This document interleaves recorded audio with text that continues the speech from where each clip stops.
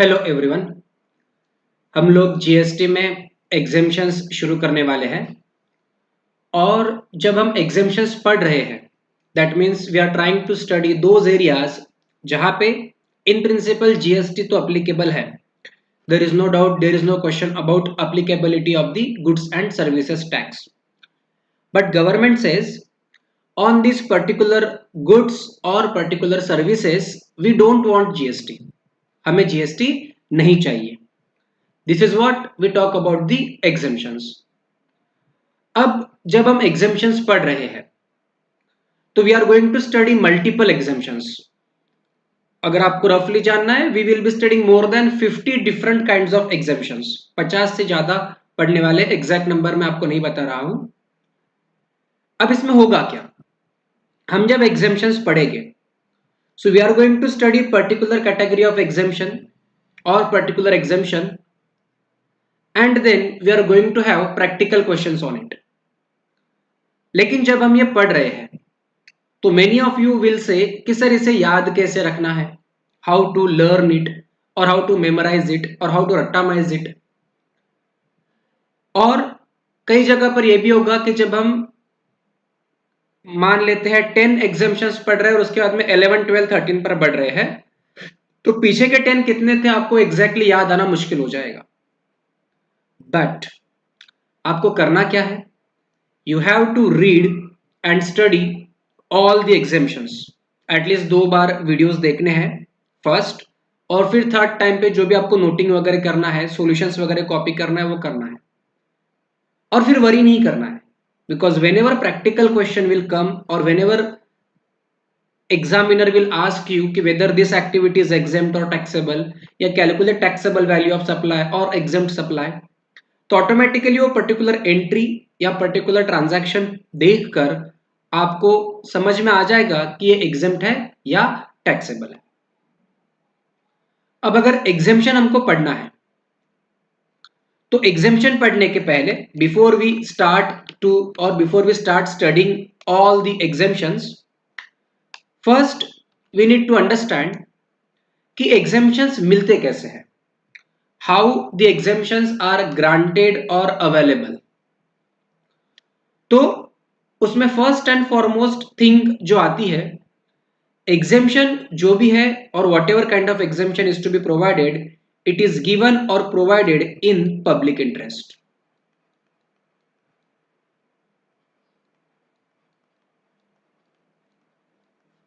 ये दिया कब जाता है, पब्लिक इंटरेस्ट में दिया जाता है। What does it mean? अब सिंपल अगर मैं लॉजिक बोलूं तो एग्जेम्पशंस देने की वजह से और बिकॉज ऑफ एग्जेम्पशंस गवर्नमेंट का जो रेवेन्यू है ऑन अकाउंट ऑफ टैक्सेशन वो कम आएगा। Government will receive less amount of revenue on account of taxation because of exemptions. So government तो यही चाहेगी कि मैं कम से कम एग्जेम्पशंस दूं, बराबर। But there are certain things, some goods or some services, those are consumed or used by public at large, और उन्हें हम नेसेसिटी भी कह सकते हैं। तो इन चीजों को एग्जेम्प्ट करना जरूरी हो जाता है बिकॉज लेट अस से अगर कोई इंसान बीमार है और वो मेडिकल ट्रीटमेंट करने जा रहा है तो उसके पास में अगर मेडिकल ट्रीटमेंट के लिए ही पैसे कम है या पैसे नहीं है तो हम उससे जीएसटी कैसे मांगे या टैक्स के ऊपर रिकवरी कैसे करें। तो जो भी ऐसे कोई गुड्स होते हैं या जो भी ऐसी कोई सर्विसेज होती है, those are used by public at large or which is in the public interest, generally उनको एग्जेम्प्ट किया जाता है। ठीक है, so exemptions is given in the public interest based on the necessity of the time and economy etc. but exemptions कौन देता है, who provide this particular exemption or who decides कि ये particular goods या ये particular services exempt होनी चाहिए। so हमारे पास में एक बॉडी है जो हमने पहले भी पढ़ी थी, वो है GST council. so we have one GST council, ठीक है। ये जीएसटी काउंसिल क्या करती है, दिस जीएसटी काउंसिल रिकमेंड्स, तो हमारी जीएसटी काउंसिल रिकमेंड करेगी कि ये पर्टिकुलर गुड और ये पर्टिकुलर सर्विस और ये particular goods or services should be exempted. And based on these recommendations of the GST council जो भी अप्रोप्रिएट गवर्नमेंट है वो एग्जेम्पशन ग्रांट करती है। सो गवर्नमेंट खुद होके सुमोटो एग्जेम्पशन तो नहीं दे सकती, it needs to have a recommendation of the GST council. GST council में सेंट्रल गवर्नमेंट के रिप्रेजेंटेटिव्स, स्टेट गवर्नमेंट के रिप्रेजेंटेटिव्स मिलकर डिस्कस करते हैं and they reach to a conclusion कि ये particular goods or services or these particular activities should be exempt, or based on that exemption grant किया जाता है। अब ये जो एग्जेम्पशन है जो हम पढ़ रहे हैं, so this exemption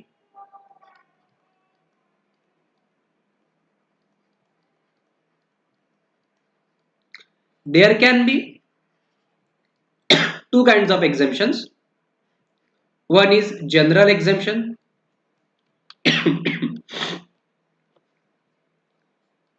one is general exemption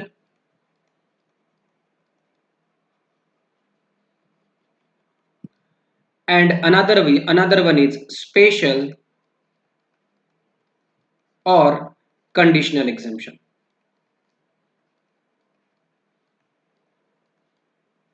एक है हमारे पास में जनरल एग्जेम्पशन और दूसरा है स्पेशल और कंडीशनल एग्जेम्पशन। जनरल एग्जेम्पशन का मतलब क्या है? लेट अस से गवर्नमेंट ने बोल दिया medical services are exempt for example, तो गवर्नमेंट ने बोल दिया दैट दीज आर एग्जेम्प्ट, तो आपको मान लेना है, आपको अज्यूम कर लेना है कि ये एग्जेम्प्ट है। So there is no condition attached to it, there is no prerequisite attached to it. बोल दिया हमने एग्जेम्प्ट है, you have to accept it and you have to treat it as it is a particular exempt service और exempt goods. तो it is a general exemption जहां पर कोई conditions attach नहीं है, कोई क्वालिफिकेशंस अटैच नहीं है, बोल दिया रफली ये एग्जेम्प्ट है मतलब ये एग्जेम्प्ट है। Another one there is a special और कंडीशनल एग्जेम्पशन। स्पेशल और कंडीशनल एग्जेम्पशन मतलब क्या? आपको गवर्नमेंट ये कह रही है कि under this special circumstances there will be exemption subject to satisfaction of some conditions. मतलब अगर कोई स्पेशल सर्कमस्टांसेस एग्जिस्ट करते हैं और आप उन्हें क्वालिफाई करते हो तो आप उस पर्टिकुलर एक्टिविटी को, चाहे वो गुड्स रहे या सर्विसेज रहे, उसका आप एग्जेम्पशन क्लेम कर सकते हो। अगर कंडीशनल एग्जेम्पशंस दिए हैं, अगर आप उन कंडीशंस को फुलफिल करते हो then you can claim the exemption. अब जब मैं स्पेशल और कंडीशनल एग्जेम्पशंस की बात कहता हूं, now it is up to an assessee or up to a supplier whether to accept it or reject it. तो ये जो स्पेशल और कंडीशनल एग्जेम्पशन है, ये अवेल करना है या अवेल नहीं करना है, इसका डिसीजन या इसका एंड कंक्लूजन हमारा सप्लायर और असेसी निकालेगा। अगर सप्लायर कंडीशंस सेटिस्फाई कर रहा है और उसे लगता है मैंने एग्जेम्पशन क्लेम करना चाहिए तो वो क्लेम करेगा। सप्लायर कंडीशन सेटिस्फाई कर रहा है बट फिर भी उसे लगता है कि मुझे एग्जेम्पशंस क्लेम करने की जरूरत नहीं है तो एग्जेम्पशन क्लेम नहीं करेगा। और अगर आप कंडीशन से सेटिस्फाई नहीं कर रहे हो then you are not eligible for exemption, there is no question about claiming of the exemption. तो जनरल एग्जेम्पशन जो जनरली सबको मिला है, you have to accept it, आपके पास में और कोई दूसरा ऑप्शन नहीं है, बोल दिया एग्जेम्प्ट है तो एग्जेम्प्ट है। जो कंडीशनल और स्पेशल एग्जेम्पशन है वो तब मिलेगा जब कोई स्पेशल सर्कमस्टांसेस जो बोला गया है आपके केस में एप्लीकेबल है, या फिर जो कंडीशंस बताई गई है आप उन कंडीशंस को फुलफिल कर रहे हो या सेटिस्फाई कर रहे हो। If you are satisfying those conditions then you can claim the exemption. लेकिन अगर आप चाहो तो आप बोल सकते हो कि मुझे एग्जेम्पशन क्लेम नहीं करना, मेरी मर्जी, इट इज ऑल्सो अलाउड। ठीक है, तो अभी तक हमने क्या देखा, व्हाट वी हैव स्टडीड। सबसे पहले एग्जेम्पशन को ग्रांट तो पब्लिक इंटरेस्ट में किया जाएगा। सबसे पहले इसे जीएसटी काउंसिल रिकमेंड करेगी और based on this recommendations government can give you some category और सर्टेन एग्जेम्पशंस। आपके एग्जेम्पशंस जनरल भी हो सकते हैं या फिर स्पेशल और कंडीशनल्स भी हो सकते हैं। जनरल एग्जेम्पशन आपको दे दिया, you have to accept it. Special exemptions और कंडीशनल एग्जेम्पशंस अगर आप उन्हें सेटिस्फाई करते हो, अगर आप उन्हें एक्सेप्ट करते हो then you can claim it, और अल्टरनेटिवली आप चाहो तो उसे रिजेक्ट भी कर सकते हो। एक और जनरलाइज वे में एक थ्योरी आएगी जिसको हम कहते हैं दिस दैट जो भी पर्टिकुलर एग्जामिनेशन गवर्नमेंट नोटिफाई करेगी either by way of notification or by any other mode, वो applicable from which date रहेगा, from which date it will be applicable. जैसे मान लेते हैं आज एक नोटिफिकेशन आया, उसमें कहा कि टीचिंग सर्विसेज और teaching activities are exempt for example. तो सर ये एग्जेम्पशन जो है ये एप्लीकेबल किस डेट से रहेगा या कौन से ईयर से रहेगा ये हमें जानना है। तो एप्लीकेबल फ्रॉम में हम कहते हैं कि अगर if there is a date specified और मेंशन्ड इन नोटिफिकेशन, यानी वो जो नोटिफिकेशन से आपको बोला है कि ये पर्टिकुलर एक्टिविटी और ये पर्टिकुलर गुड्स आर एग्जेम्प्टेड, और अगर उसमें बोला है that this will be exempted from this particular date, तो वो एग्जेम्पशन एप्लीकेबल हो जाएगा फ्रॉम दैट डेट। जैसे मान लेते हैं लेट अस से मान लेते हैं 5 मई को एक नोटिफिकेशन आया कि कहा कि एक particular kind of service will be exempt with effect from 1 जून। तो नोटिफिकेशन तो आया 5 मई को, बट उसमें कहा है that it will be exempted with effect from 1 जून, तो in that case exemption will be applicable from 1 जून। मतलब अगर नोटिफिकेशन में एग्जेम्पशन की डेट स्पेसिफिकली मेंशन की गई है, स्पेसिफिकली बताई गई है, तो आपको वो पर्टिकुलर एग्जेम्पशन एप्लीकेबल होगा from that particular date.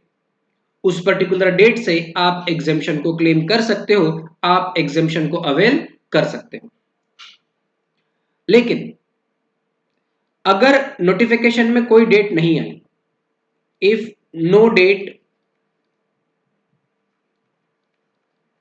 Mentioned और स्पेसिफाइड इन नोटिफिकेशन, यानी जिस किसी भी नोटिफिकेशन से आप एग्जेम्पशन का बेनिफिट क्लेम करना चाहते हो या अवेल करना चाहते हो, उस नोटिफिकेशन में कोई भी डेट स्पेसिफाई नहीं की है या मेंशन नहीं की है कि एग्जेम्पशन कब से एप्लीकेबल रहेगा, in that case exemption will be applicable from date of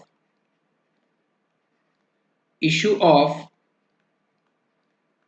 notification.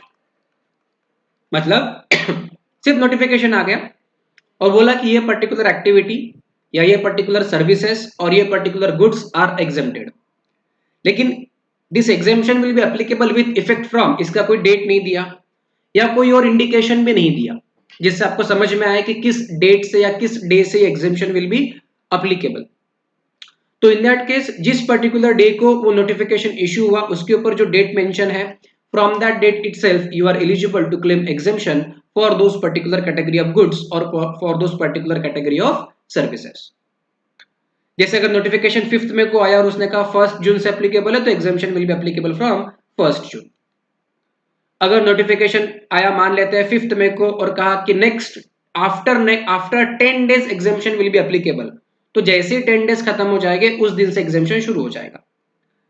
लेकिन अगर नोटिफिकेशन में कोई डेट मेंशन नहीं किया कि किस पर्टिकुलर डेट से ये एग्जेम्पशन एप्लीकेबल होगा, या कोई ऐसा कैलकुलेशन का मेथोडोलॉजी या सिस्टम भी नहीं दिया कि जहां से आपको समझ में आए कि कब से ये एग्जेम्पशन इज एप्लीकेबल और it can be used, then जिस पर्टिकुलर डे को नोटिफिकेशन इशू हुआ है, from that particular date this particular exemption will be applicable. ठीक है, so this is what fundamental background कि एग्जेम्पशन पब्लिक इंटरेस्ट में आता है, काउंसिल रिकमेंड करती है, फिर गवर्नमेंट नोटिफिकेशन इशू करती है। ये एग्जेम्पशन का नोटिफिकेशन में एग्जेम्पशन में भी जनरल और कंडीशनल और एप्लीकेबिलिटी होगी अगर डेट बताई गई है नोटिफिकेशन में तो उस डेट से, and in case date is not specified then from the date of issue of particular notification exemption will be applicable। अब जब हम exemptions की बात कह रहे हैं, ठीक है, when I'm talking about the exemptions, तो exemptions तो हमें गुड्स के लिए भी मिलेंगे and at the same time you will be claiming exemptions for services। सो आप गुड्स के लिए भी एग्जेम्पशंस क्लेम करोगे आप सर्विसेज के लिए भी एग्जेम्पशंस क्लेम करोगे। अब जब मैं गुड्स के लिए एग्जेम्पशंस क्लेम करने की बात कह रहा हूं, so there are many goods and there can be multiple exemptions, right. जैसे कि जो खाने पीने की चीजें है, जो फूड ग्रेन है, राइट, अनपैक्ड फूड ग्रेन और अनब्रांडेड फूड ग्रेन की बात कह रहे हैं। जो नेशन का प्राइड है, जैसे national flag and some other things, जो कॉटेज इंडस्ट्री के प्रोडक्ट्स हैं, उनके ऊपर भी एग्जेम्पशंस क्लेम करना चाहिए। So there is a big list of goods those are exempted from GST. कौन से गुड्स जीएसटी लॉ से एग्जेम्प्टेड है, उसकी एक बहुत बड़ी लिस्ट है हमारे पास, राइट। बट इस लिस्ट को देखने से पहले you have to understand that those goods जो रेगुलर पब्लिक कंजम्पशन के प्रोडक्ट्स हैं, जैसे कि milk, salt, egg, curd and unpacked food grains are exempt from GST, है ना। तो गुड्स में हम कह सकते हैं कि रेगुलर पब्लिक कंजम्पशन के प्रोडक्ट्स, जैसे कि मिल्क हो गया, सॉल्ट हो गया, एग हो गया, कर्ड हो गया, या अनपैक्ड फूड ग्रेन, ये एग्जेम्प्ट है फ्रॉम जीएसटी। जैसे कि लाइव फिश का एग्जेम्पशन दिया है 0301 में, फ्रेश मिल्क का एग्जेम्पशन दिया है 0401 में, पोटैटोस का 0701 में, ग्रेप्स का 0806 में, नेशनल फ्लैग का 63 में, प्लास्टिक बैंगल्स का 3926 में। इसकी एक बहुत डिटेल्ड लिस्ट है, और ये डिटेल लिस्ट अगर आपको पढ़नी है तो आप cbic.gov.in पर जाके उसे डाउनलोड करके रीड कर सकते हो, if you want to read it. इसे रीड करना मैंडेटरी नहीं है। So if you want to claim the exemption from goods, तो उसमें हम दो क्राइटेरियाज कह सकते हैं। We can talk it that this exemption is applicable on two criterias. First, regular consumption goods,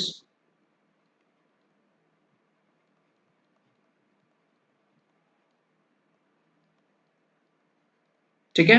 तो रेगुलर कंजम्पशन के आपके पास में जितने भी गुड्स रहेंगे वो एग्जेम्प्ट रहेंगे, जैसे कि मिल्क हो गया, सॉल्ट हो गया, एग हो गया, कर्ड हो गया, एक्सेट्रा। और उसके पास आगे एक वर्ड लिखा है अनपैक्ड फूड ग्रेन्स। तो अनपैक्ड और नॉन ब्रांडेड, जिसके ऊपर ब्रांड नहीं है ऐसा, फूड ग्रेन्स,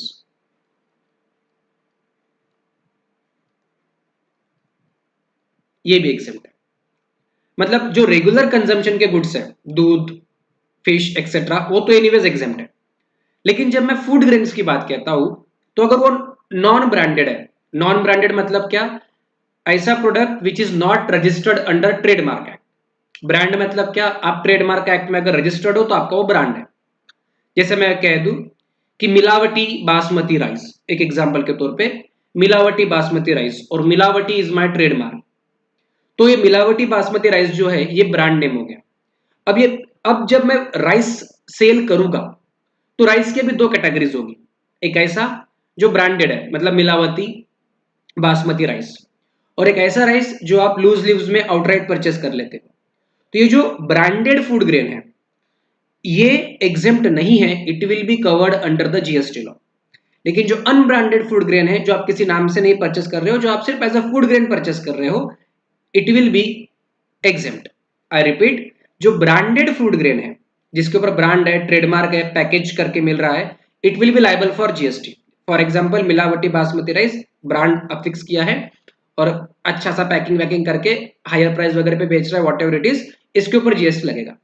लेकिन वही अगर कोई दूसरा फूड ग्रेन हम ले रहे हैं विच इज नॉट ब्रांडेड, सीधे मार्केट में जा रहे हैं, बोल रहे हैं कि हमें एक्सवाइजेड फूड ग्रेन चाहिए और हमने वो परचेस कर लिया, फूड ग्रेन का नाम बताएं, फूड ग्रेन चाहिए, दाल चाहिए, राइस चाहिए, what ever you want, wheat चाहिए, वट एवर, तो वो एग्जेम्प्ट होगा। सो फूड ग्रेन में अगर पैक्ड है, ब्रांडेड है, तो लाइबल फॉर जीएसटी, अनपैक्ड है, नॉन ब्रांडेड है, not liable for GST. Branded होना मतलब क्या, वो जो पर्टिकुलर नाम है वो ट्रेडमार्क लॉ में रजिस्टर्ड है। ट्रेडमार्क लॉ में रजिस्टर्ड मतलब कि आपने कई सारे नाम पढ़े होंगे, उसके ऊपर ऐसा आर लिखा होता है, that means it is registered under the trademark act, ठीक है। तो गुड्स में हमें सिर्फ इतना ही ध्यान रखना है, गुड्स में हमें सिर्फ इतना ही ध्यान रखना है, आपको डिटेल्ड लिस्ट पढ़ने की जरूरत नहीं है। You did not to study the detailed list, because अगर लिस्ट पढ़ने जाएंगे तो उसमें हजारों नाम आएंगे, वो सारे नाम याद रखना इज ह्यूमनली इम्पॉसिबल और it is not expected from us as well कि वो सारे नाम याद रखो। मोटा मोटा तौर पे मुझे पता होना चाहिए कि फूड के कैटेगरी में जो रेगुलर पब्लिक कंजम्पशन के प्रोडक्ट्स है, milk, salt, egg, curd, unpacked food grain, they are exempted. या फिर जैसे फ्रूट्स हो गए वो भी एग्जम्प्ट है, वेजिटेबल्स हो गए वो भी एग्जम्प्ट है, जो जो नेशन के प्राइड की चीजें जैसे कि नेशनल फ्लैग हो गया और एम्बलम हो गया वो भी एग्जम्प्ट है। ठीक है, बस इतना याद रखना है as far as goods are concern, as far as goods are concern. और गुड्स के ऊपर एज सच कोई ज्यादा सवाल पूछे भी नहीं जाते, अभी तक कोई सवाल पूछा भी नहीं गया, because it is specifically said that you are not suppose to learn और अटमाइज द एंटायर लिस्ट। ठीक है, as far as services are concern, हमारे लिए सर्विसेज के एग्जेम्पशंस को समझना और याद रखना is very much important, because services में एग्जेम्पशन की एक डिटेल्ड लिस्ट दी गई है और ये सारी लिस्ट और इस लिस्ट के अंदर में जितनी भी एंट्रीज दी गई है, जैसे कि एक नोटिफिकेशन है वो हम पढ़ेंगे, उसके अंदर वेरियस एंट्रीज है, entry number 1, entry number 2, entry number 3, entry number 4, etcetera etcetera etcetera. तो वो जो लिस्ट है या वो जो एग्जेम्पशंस है उसके ऊपर हमारी कमांड होना नेसेसरी है, हमारी कमांड होना मैंडेटरी है। वैसे there are multiple notifications, but majorly importantly 2 और 3 notifications we are going to use, जो जिसमें सारी चीजें कवर ऑलरेडी की गई है। तो सर्विसेज में क्या क्या एग्जेम्प्ट है, let's try to understand. So services exempt from GST law, इसकी जो लिस्ट है इसमें एक नोटिफिकेशन नंबर 12 ऑफ 2017 ये जो है ये आपको याद रखना है, means you should be aware or you should atomize this notification number that exemptions are provided for services in various notifications, and one of the most important notification is notification number 12 of 2017 dated 28 June 2017 और उसमें कुछ amendments भी हुए हैं, कुछ नई चीजें भी ऐड हुई है, कुछ चीजें लेस भी हुई है, वो हम समय के साथ में पढ़ेंगे। तो in the case of services, what is more important to me, I need to learn or know various notifications जहां पर exemptions प्रोवाइड किए गए हैं, और उसमें सबसे पहला and foremost important for me is notification number 12 of 2017 which is dated 28 जून 2017। ये आपको पता होना चाहिए, इससे आप अवेयर होने चाहिए। अब ये जब हम नोटिफिकेशन पढ़ रहे हैं या पढ़ेंगे, इसमें वेरियस एंट्रीज दी गई है, एंट्री नंबर 1 में कुछ बोला है, एंट्री नंबर 2 में कुछ बोला है, एंट्री नंबर 3 में कुछ बोला है, एंट्री नंबर 4 में कुछ बोला है, सो ऑन एंड सो फोर्थ। अलग अलग एंट्री में अलग अलग एग्जेम्पशंस दिए गए हैं या फिर अलग अलग चीजें बताई गई है।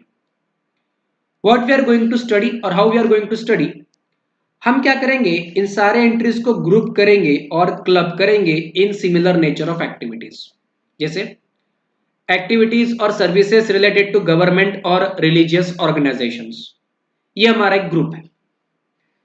इस ग्रुप के अंदर जितनी भी सर्विसेज है या जितनी भी एक्टिविटीज है, दोज आर रिलेटेड टू और those are linked to government और रिलीजियस ऑर्गेनाइजेशंस और रिलीजियस वर्क, उन सबको हम एक साथ में पढ़ेंगे। हो सकता है पहले हम एंट्री नंबर 1 पढ़ रहे हैं, उसके बाद में डायरेक्टली एंट्री नंबर 20 पढ़ रहे हैं, फिर एंट्री नंबर 17 पढ़ रहे हैं, क्योंकि इस ग्रुप में अलग अलग जगह पर पर्टिकुलर ग्रुप से रिलेटेड एक्टिविटीज दी गई है, तो हम उसको उसी सीक्वेंस में पढ़ेंगे।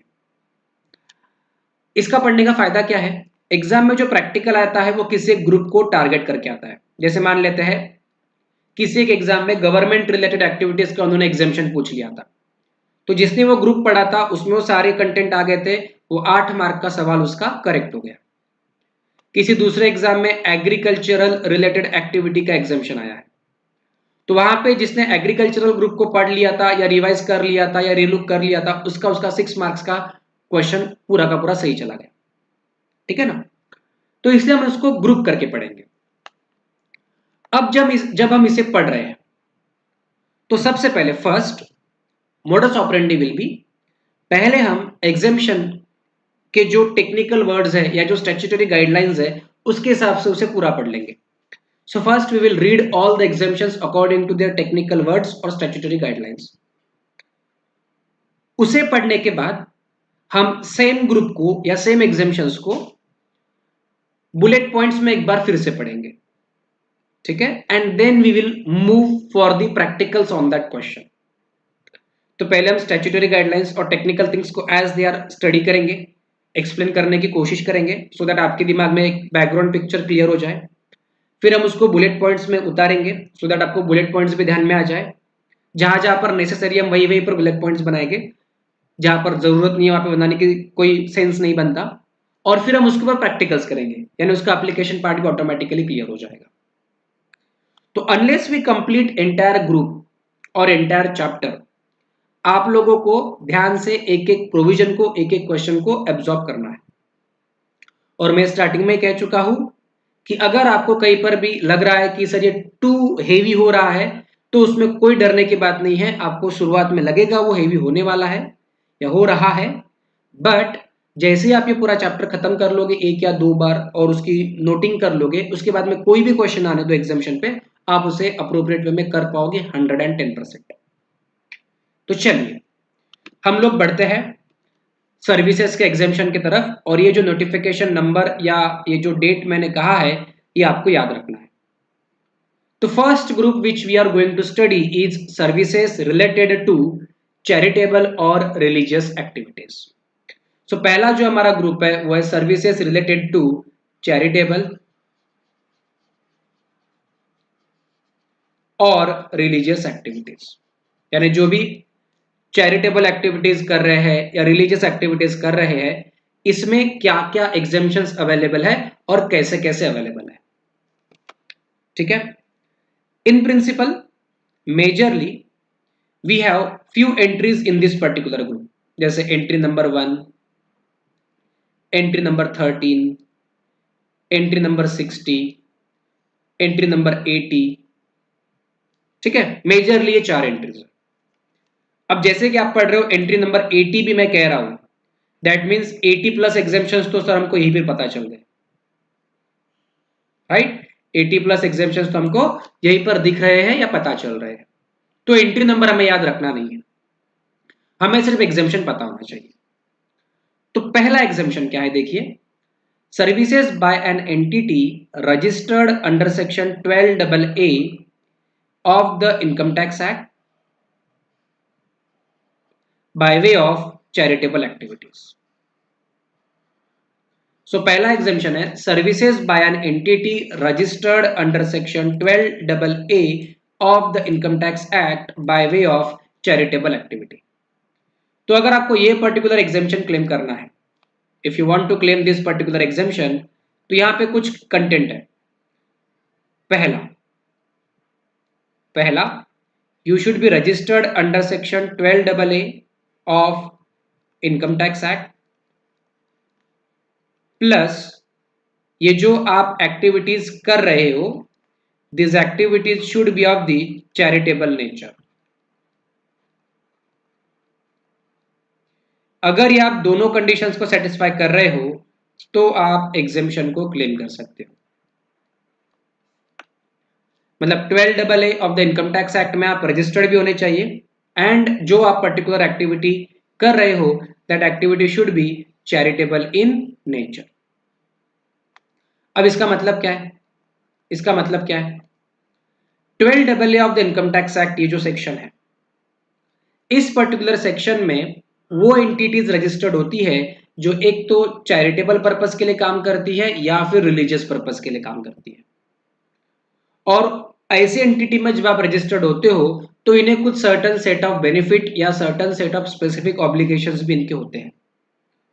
ये क्या होते हैं, कैसे होते हैं, इनका रजिस्ट्रेशन कैसे किया जाता है, क्या क्या इसकी टेक्निकलिटीज है under the income tax law, वो आप अपने फाइनल लेवल के सिलेबस में पढ़ोगे, not at the inter level syllabus in the income tax act, मतलब डायरेक्ट टैक्स में at the final level. But पहले मुझे याद रखना है, पहले और फर्स्ट ऑफ ऑल मुझे याद रखना है कि अगर मैं एज एन एंटिटी हूं विच is registered under section 12AA of the income tax act, plus जो मैं एक्टिविटी कर रहा हूं अगर वो चैरिटेबल इन नेचर है, तो ये एक्टिविटी करने के लिए जो भी मुझे पैसा मिल रहा है या जो भी मैं ट्रांजैक्शन कर रहा हूं, it is completely exempt under the GST law. एक, इसका मतलब क्या है?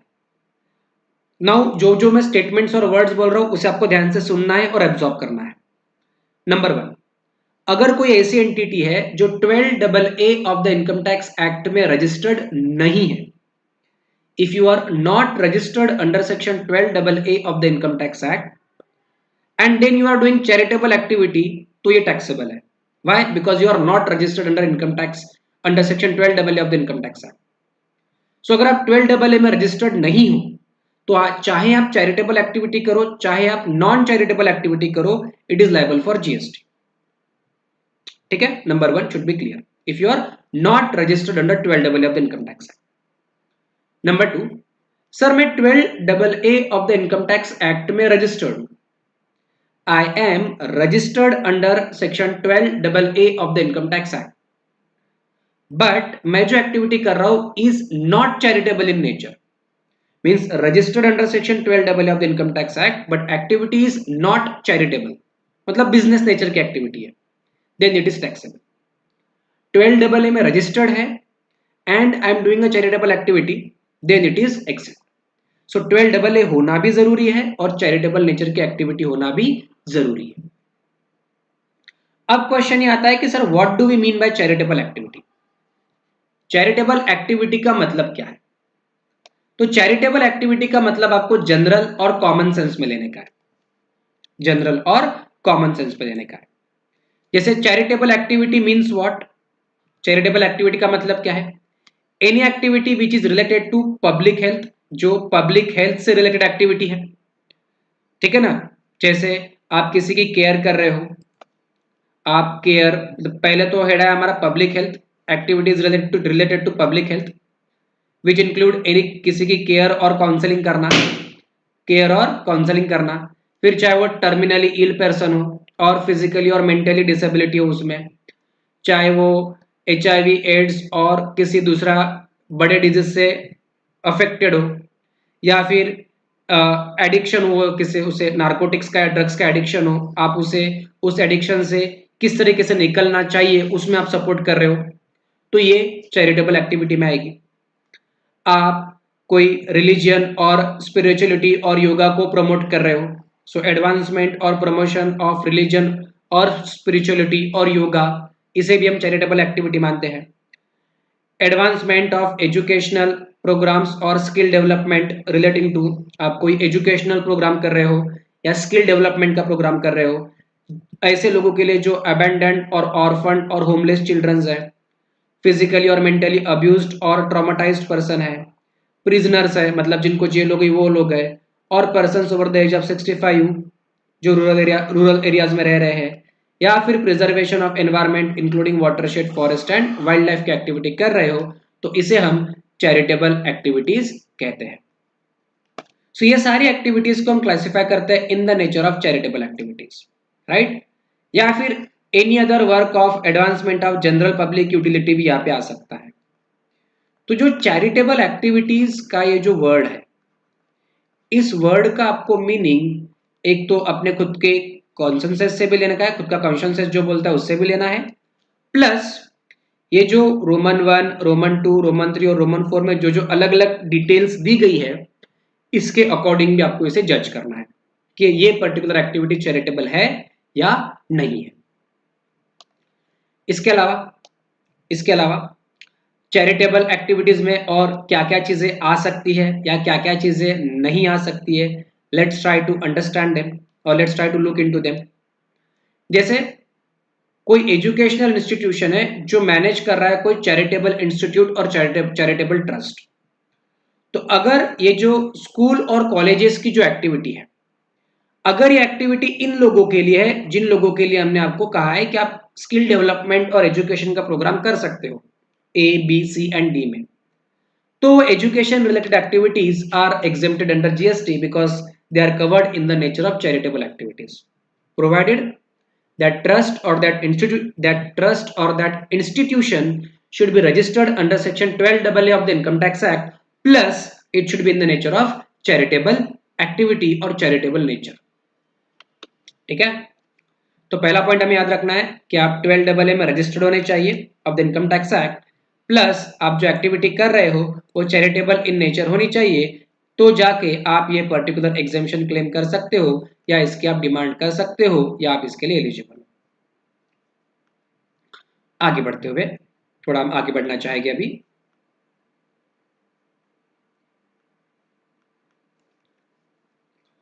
और क्या क्या एग्जेम्पशंस हमें मिल सकते हैं।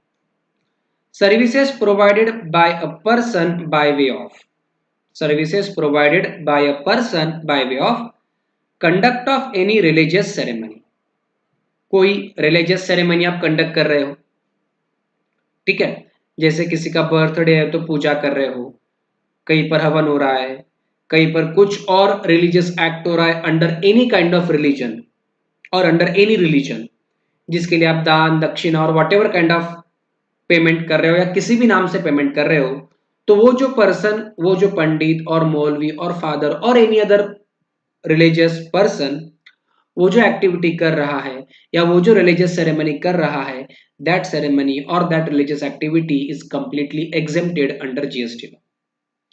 सो conduct of religious ceremony is exempt under GST law, ठीक है। तो रिलीजियस सेरेमनी करने के लिए जो भी आप चार्जेस वगैरह पे कर रहे हो उनके ऊपर गुड्स एंड सर्विसेज टैक्स यानी कि जीएसटी नहीं आने वाला है।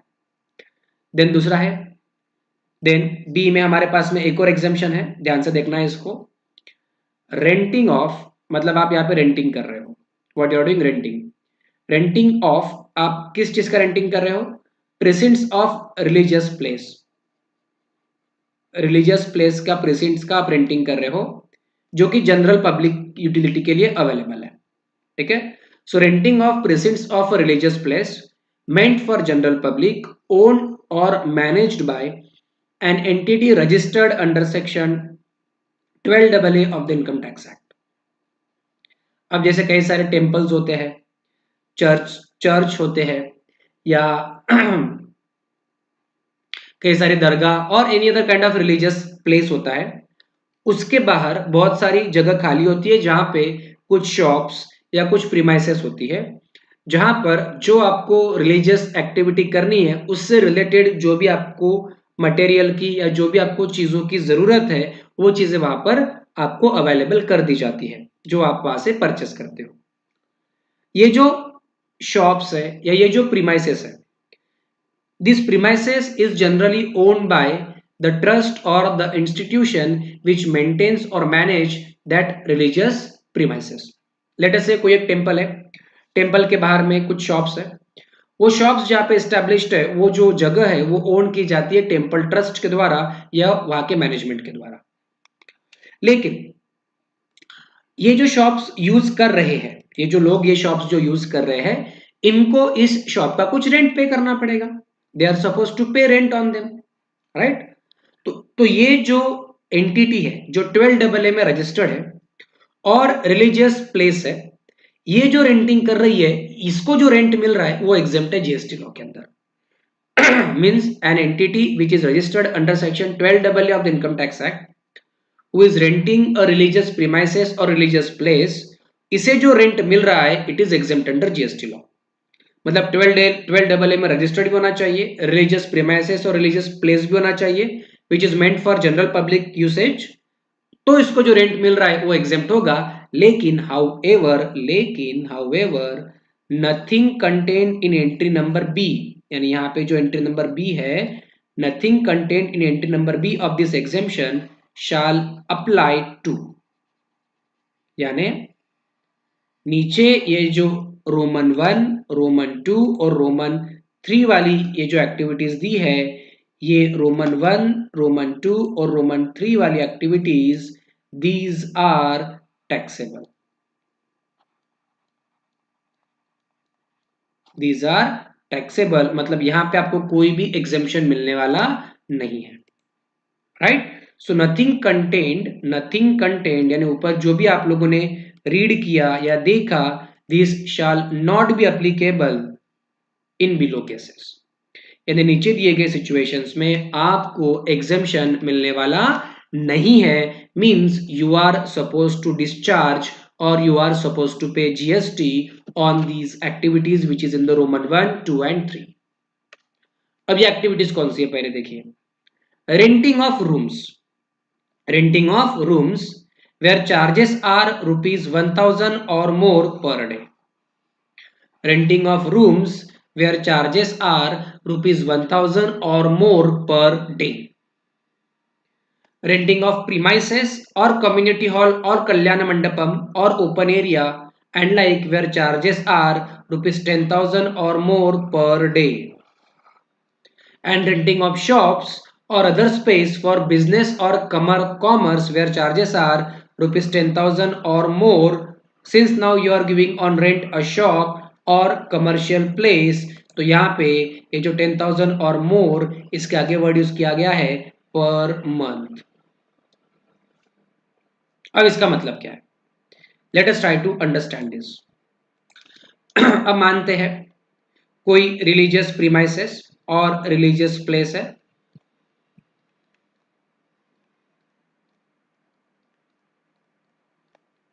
प्लस ये जो एंटिटी है वो 12AA of the income tax act में रजिस्टर्ड है और ये रेंटिंग पर दे रही है. So wherever I am using word 12AA और आगे सेक्शन 10 भी पढ़ेंगे हम इनकम टैक्स एक्ट का. We mean that we are talking about the income tax law.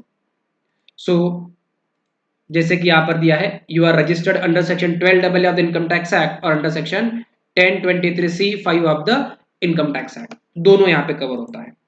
ठीक है. So 12AA of the income tax act एक ही हुआ और सेक्शन 10 सब सेक्शन 23C और clause 5 of the income tax act में हो तो भी चलेगा. ये क्या कर रहा है? रेंटिंग पे कर रहा है. अब मान लेते हैं इसने रेंटिंग पर रूम्स दिए हैं. रेंटिंग पर क्या दिए? रूम्स दिए हैं. और आपके जो रेंट चार्जेस है लेट अस से वो है 900 पर डे. 900 पर डे तो ये क्या है? एक्सेम्प्ट है. रेंट के चार्जेस मान लेते हैं 1200 पर डे है तो ये पूरा 1200 इज टैक्सेबल. रेंट के चार्जेस मान लेते हैं 1000 रुपीज पर डे है तो भी ये टैक्सेबल है. क्या कहा? Nothing contained in this entry number B यानी 13B, ये जो 13 में ये जो बी नंबर इसकी हम बात कर रहे हैं, will be applicable to renting of rooms where rent charges are rupees 1000 और मोर पर डे. मीन्स अगर बिलो 1000 पर डे होगा तो आपको एग्जेम्पशन मिलेगा. 999 होगा, 999 रुपए होगा तो भी एग्जेम्पशन मिलेगा. लेकिन 1000 रुपीज पर डे अगर आ गया तो वो टैक्सेबल हो गया. उसी तरीके से अगर कोई प्रीमाइसेस है या कल्याण मंडपम है या कम्युनिटी हॉल है, जैसे जहां पर कई रिलीजियस प्लेसेस पर शादी वादी करने के लिए हॉल या प्रीमाइसेस रेंट पर दी जाती है, तो ये जो प्रीमाइसेस है और कल्याण मंडपम है और हॉल्स है जिनको रेंट पर दिया, अगर इनका पर डे का चार्जेस बिलो 10,000 है, बिलो 10,000 है तो वो एग्जेम्प्ट है. 10,000 है तो वो टैक्सेबल है, 10,000 से ज्यादा है तो भी वो टैक्सेबल है. So renting of premises, community hall, kalyana mandapam or open area and the like where charges are rupees 10,000 or more per day, it is taxable. यानी below 10,000 है तो exempt, 10,000 है तो भी taxable, 10,000 से ज्यादा per day तो भी taxable. और अगर कोई कमर्शियल स्पेस है या कमर्शियल कोई शॉप है जहां पर आप कमर्शियल एक्टिविटी करते हो, यानी वो जो छोटे मोटे सेल करने के लिए जो छोटे मोटे स्टॉल्स लगते हैं उनका रेंट पर मंथ है. अगर per month rent below 10,000 it is exempt or per month rent अगर 10,000 है या उससे ज्यादा है तो वो टैक्सेबल है. Getting this point? So you should be aware about this limits, ये जो अभी हमने पढ़ी है. ठीक है. अब इसमें कैसे होता है? इसमें एक और एग्जामिशन हम पढ़ेंगे होटल वाला. Later on we are going to study the exemption on account of hotel activity. ठीक है. हम जो पढ़ेंगे जिसको हम कहते हैं होटल एग्जामिशन, यानी आपने अगर होटल में अगर कोई रूम रेंट पर लिया तो उसमें एग्जामिशन कैसे रहेगा, तो वहां पर भी हम ये पर डे 1000 का लिमिट पढ़ेंगे. वहां पर भी हम ये पर डे 1000 का लिमिट पढ़ेंगे जहां पर अगर रूम में कोई होटल और any other kind of thing अगर रेंट पर दिया तो एग्जामिशन कैसे मिलेगा. ठीक है ना. बट वो होटल जब आएगा तब के तब हम देखेंगे. We are going to study it at that point whenever we encountered the thing of the hotel. Right. Let us proceed. ठीक है. तो हम लोग पहले ही ग्रुप में अभी सर्विसेज रिलेटेड टू चैरिटेबल और रिलीजियस एक्टिविटीज ही पढ़ रहे हैं हम लोग, ठीक है। तो लेट अस प्रोसीड। अब इसमें क्या क्या चीजें और देखते हैं। तो एक हमने पढ़ा, you are registered under section 12AA of the income tax act and you are providing charitable activities, entry number 1 में। एंट्री नंबर 13 में देखा कि अगर कोई रिलीजियस सेरेमनी परफॉर्म कर रहे हो, उसके अगर कुछ चार्जेस है तो एग्जेम्प्ट है। कोई रिलीजियस प्लेस है या प्रीमाइसेस है जो section 12AA of the income tax act या 1023C और under section 1023 BBA of the income tax act में अगर आप रजिस्टर्ड हो और आप रेंटिंग पर दे रहे हो कोई रिलीजियस प्रीमाइसेस, तो वो एग्जेम्प्ट है। लेकिन अगर रूम्स रेंट पर दे रहे हो, तो अगर रूम का रेंट पर डे 1000 से नीचे है तो एग्जेम्प्ट है, पर डे 1000 है तो भी टैक्सेबल है, 1000 से ज्यादा है तो भी टैक्सेबल है। कोई प्रीमाइसेस है या कम्युनिटी हॉल है या कल्याण मंडपम है, पर डे का रेंट 10,000 से नीचे है तो एग्जेम्प्ट है, 10,000 है तो भी टैक्सेबल, 10,000 से ज्यादा है तो भी टैक्सेबल। कोई शॉप है यानी कमर्शियल प्रीमाइसेस है, पर मंथ रेंट अगर 10,000 से नीचे है तो एग्जेम्प्ट है, 10,000 है तो भी टैक्सेबल है, 10,000 से ज्यादा है तो भी टैक्सेबल है। देन नेक्स्ट एंट्री नंबर 60 कहती है, services by a specified organisation in respect of religious pilgrimage. तो यहाँ पे कुछ वर्ड्स है, पहले है स्पेसिफाइड ऑर्गेनाइजेशंस, इसमें दो ऑर्गेनाइजेशंस के नाम आएंगे, हम पढ़ेंगे। For religious pilgrimage which is facilitated by government of India, which is facilitated by government of India under bilateral arrangement। यानी कुछ पिलग्रिमेजेस ऐसे हैं जिसमें इंडियन गवर्नमेंट को, गवर्नमेंट ऑफ इंडिया को किसी फॉरेन कंट्री के साथ में बायलैटरल अरेंजमेंट करनी पड़ती है। जैसे हज यात्रा हो गई, तो जहां पर ये यात्रा होती है वो पर्टिकुलर गवर्नमेंट और इंडियन गवर्नमेंट का बायलैटरल अरेंजमेंट करनी पड़ती है। कुछ मानसरोवर से रिलेटेड भी कुछ ऐसी यात्राएं हैं, वहां पर भी गवर्नमेंट को बायलैटरल अरेंजमेंट करनी पड़ती है हमारे नेबरिंग कंट्रीज के साथ। तो उनकी ये जो बायलैटरल अरेंजमेंट है, उस वो अरेंजमेंट करने के तहत गवर्नमेंट ने कुछ ऑर्गेनाइजेशंस को स्पेसिफाई किया है। आप लोगों को उन ऑर्गेनाइजेशंस से कुछ सर्विसेज लेनी पड़ती है। तो उन ऑर्गेनाइजेशंस की services in relation to this bilateral arrangement which is provided to you is exempted under GST law. अब इसमें क्या क्या कवर होता है? इसमें दो कवर होते हैं। जैसे एक, कुमाऊं मंडल विकास निगम लिमिटेड KMVN, जो उत्तराखंड गवर्नमेंट की अंडरटेकिंग है, उत्तराखंड जो स्टेट गवर्नमेंट उसकी अंडरटेकिंग है। या फिर हज कमेटी, जो स्टेट हज फंड के तहत या स्टेट हज कमेटी के तहत बनती है। तो religious pilgrimage which is facilitated by government of India under a bilateral arrangement और bilateral agreement, जिसमें दो ऑर्गेनाइजेशंस कवर होती है, कुमाऊं मंडल विकास निगम लिमिटेड यानी कि KMVM and Haj committee of India. इन दोनों की जो सर्विसेज आपको मिल रही है, those are exempted under GST law. So hence as per entry number 60, the services provided by the Haj committee and KMVN in relation to religious pilgrimages facilitated by government of India are not liable to GST। इनके अलावा अगर कोई services है, इनके अलावा और कोई services है, जैसे कि ट्रांसपोर्टेशन ऑफ पैसेंजर का ट्रांसपोर्ट करना। अब हज करने जा रहे हैं तो हज का पूरा प्रोग्राम या पूरी एक्टिविटी फैसिलिटेट कर रहे ये लोग हज कमेटी मान लेते हैं, और उसकी आपने हज कमेटी को कोई स्पेसिफिक फीस पे किया, तो ये तो एग्जेम्प्ट है, दैट इज ओके। ये होने के बाद लेकिन वहां तक जाना, उसका ट्रांसपोर्ट करना, वहां पे रहना या वहां से वापस आना, ये तो आपकी अपनी जिम्मेदारी है, राइट। तो ये जो services of transportation of passengers है for pilgrimage by charitable trust are not exempt from GST. यानी ये जो पैसेंजर ट्रांसपोर्ट सर्विस है or any other kind of religious यात्रा और पिलग्रिमेज, जो चाहे चैरिटेबल ट्रस्ट ऑर्गेनाइज करे, चाहे रिलीजियस ट्रस्ट ऑर्गेनाइज करे, या कोई बिजनेस वाला ऑर्गेनाइजेशन ऑर्गेनाइज करे एज अ बिजनेस नेचर बोल के, it is taxable. So religious यात्रा और पिलग्रिमेजेस पर से ये एग्जेम्प्ट नहीं है। कोई भी रिलीजियस यात्रा और कोई भी पिलग्रिमेजेस पर से it is not exempt, it will be liable for GST.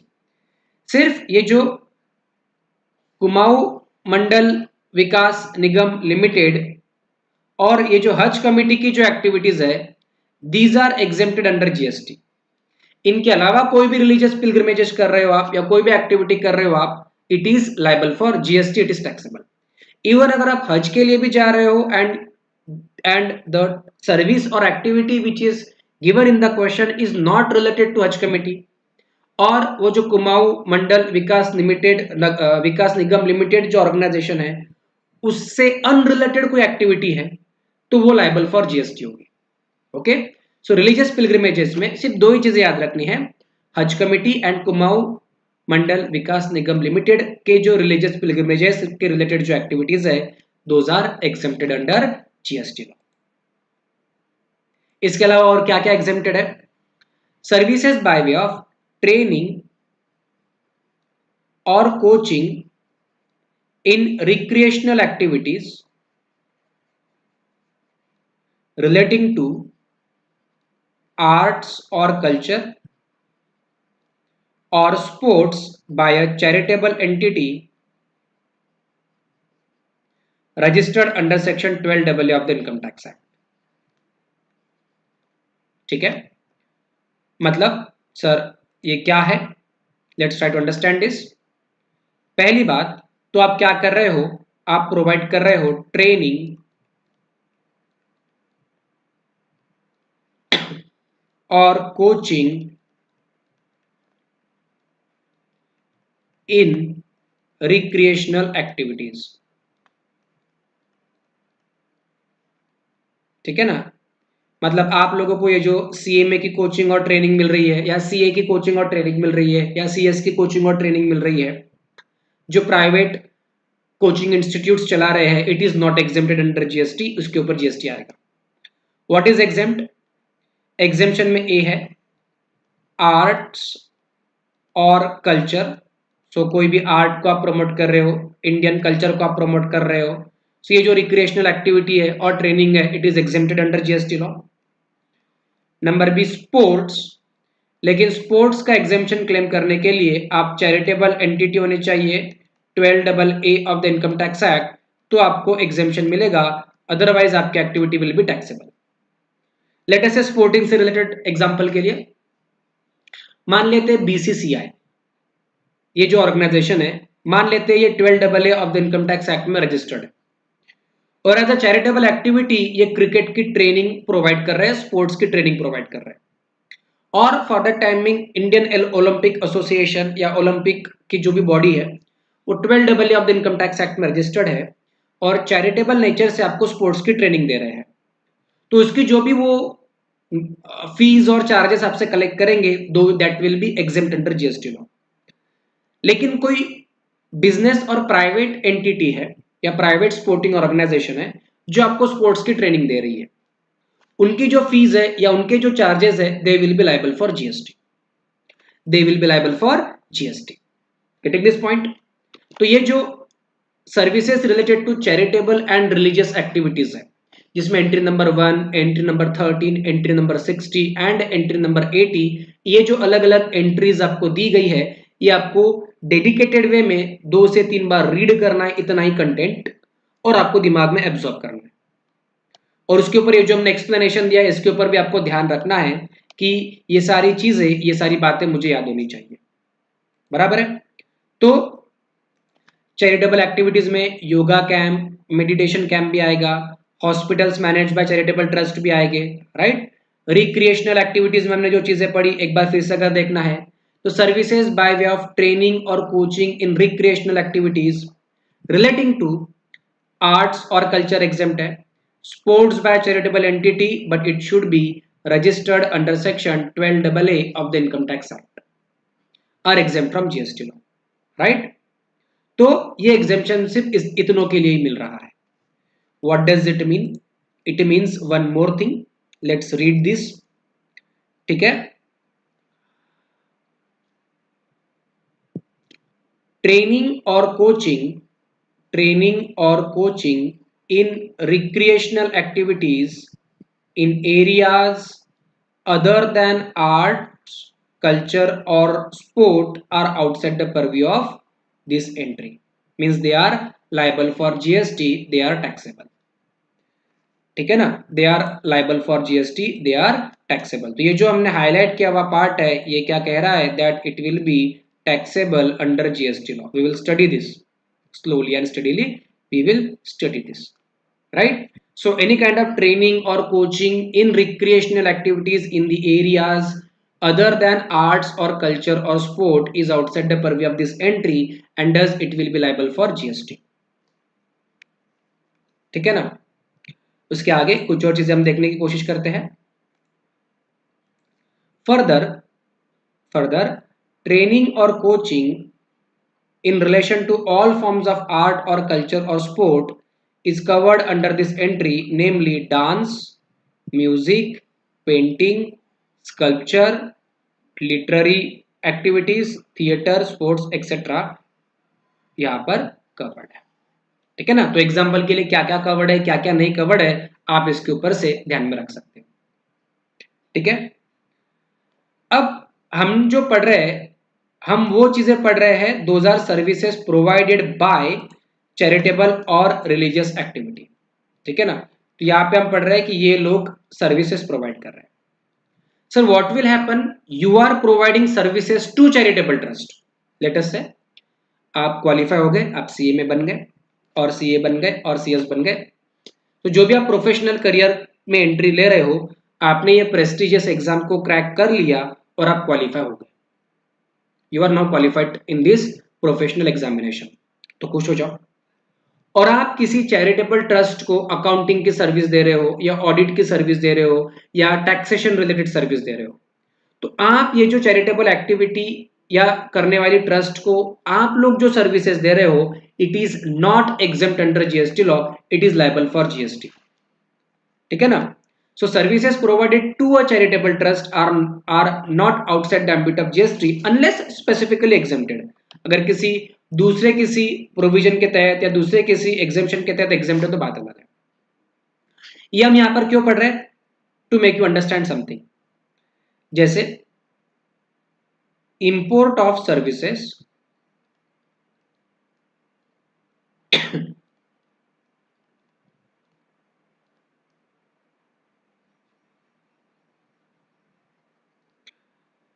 by charitable entity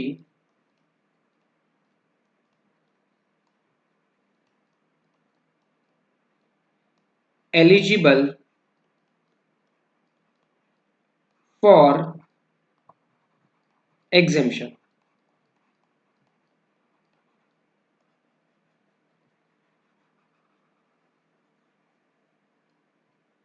For exempted charitable purpose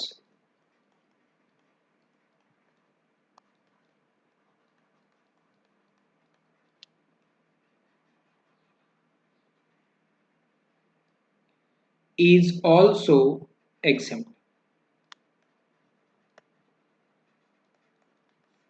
तो यहां पे हम बात कर रहे हैं exemption of import of services. मतलब क्या है, अब जैसे कि फर्स्ट थिंग फर्स्ट, आप लोगों को ये पता है, हमने ये पढ़ा है कि import of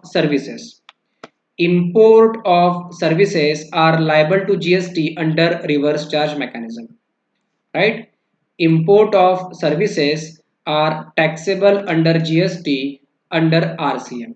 so import of services ये टैक्सेबल किस मैकेनिज्म में है, रिवर्स चार्ज मैकेनिज्म में है। हमने टाइम ऑफ सप्लाई पे इसके ऊपर स्पेसिफिकली बोला है कि any kind of import of services in India is taxable under reverse charge mechanism. तो अगर एक चैरिटेबल एंटिटी अगर इंडिया के बाहर से इंडिया में कोई सर्विसेज इंपोर्ट कर रही है, so this charitable entity is suppose to pay GST on it as a recipient of service under reverse charge mechanism, बराबर। लेकिन अगर ये जो चैरिटेबल एंटिटी है which is eligible for exemption, मतलब वो section 12AA of the income tax act or 1023C of the income tax act or other sections which we study उसमें registered है और एग्जेम्पशन के लिए जीएसटी लॉ के अंदर में एलिजिबल है। So a charitable entity which is registered under the specified law or A charitable entity which is eligible to claim exemption under GST law is importing some services for the exempted charitable purpose. तो ये जो services import कर रहे हैं वो भी exempt है. मतलब मान लेते हैं एक चैरिटेबल एंटिटी है जो एक पब्लिक हेल्थ का एक कैंप ऑर्गेनाइज किया है, जिसने एक जो एल्डरली पीपल है, जो सीनियर सिटीजन है, उनके लिए पब्लिक हेल्थ का एक कैंप ऑर्गेनाइज किया जहां पे उनका टेस्टिंग एंड ट्रीटमेंट वो कर रहे हैं. तो ये जो एंटिटी है ये स्पेसिफिक लॉ में रजिस्टर्ड है और एलिजिबल है to claim exemption under the services related to charitable and religious activities group. ये जो एक्टिविटी कर रही है वो एक्टिविटी भी चैरिटेबल पर्पस के नेचर में आती है तो एग्जेम्पशन क्लेम कर सकती है. इस एक्टिविटी के लिए व्हाटएवर ये जो फीस कलेक्ट करेगी वो एग्जेम्प्ट है. लेकिन ये जो पब्लिक हेल्थ सर्विसेज प्रोवाइड करना है इसको, इसके लिए इसने किसी फॉरेन के डॉक्टर से सर्विसेज इंपोर्ट किया इंडिया में. तो ये जो फॉरेन के डॉक्टर से हमने सर्विसेज इंपोर्ट किया इंडिया में, ये भी क्या हो जाएगी, एग्जेम्प्ट हो जाएगी under GST law, because we will say it is import of services by a charitable entity which is eligible for exemption for exempted charitable purpose. तो वो एग्जेम्प्ट है. कोई और पर्पस होता तो वो क्या हो जाती, टैक्सेबल हो जाती. तो सिमिलरली रिलीजियस सेरेमनी का भी एग्जेम्पशन है, presents for meant for general public, उसका भी सिमिलर एग्जेम्पशन आपको मिलता है. देन वी हैव क्वेश्चन 1 2 3, ऐसे अलग अलग हमारे पास में क्वेश्चंस है. अब आगे बढ़ने से पहले, before we proceed further, I want all of you to pause the video here. यहाँ पर वीडियो को पॉज करना है और ये जो entry number 1, entry number 13, entry number 60 और एंट्री नंबर 80 में जो हाईलाइटेड पार्ट्स है या ये पूरी एंट्रीज एटलीस्ट एक बार रीड करना है आपको. तो वीडियो को पॉज कीजिए और ये सारा कंटेंट और ये सारा मटेरियल आप एक बार रीड कीजिए. Once you done with the reading content और रीडिंग पार्ट, फिर हम प्रैक्टिकल्स की तरफ बढ़ सकते हैं.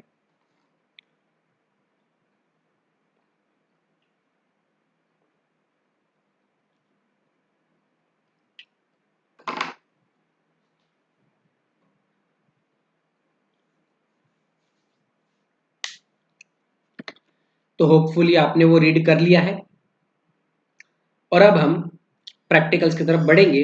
उसके पहले क्विकली एक बार रिलुक करेंगे इस पूरे ग्रुप की तरफ और रिलुक करके फिर हम प्रैक्टिकल्स करेंगे. ठीक है. So let us try to study this services related to charitable and religious activities.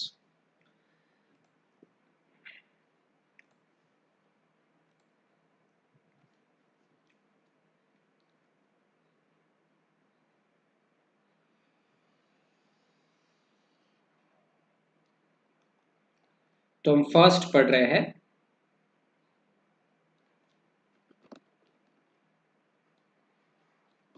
Services related to charitable and religious activities.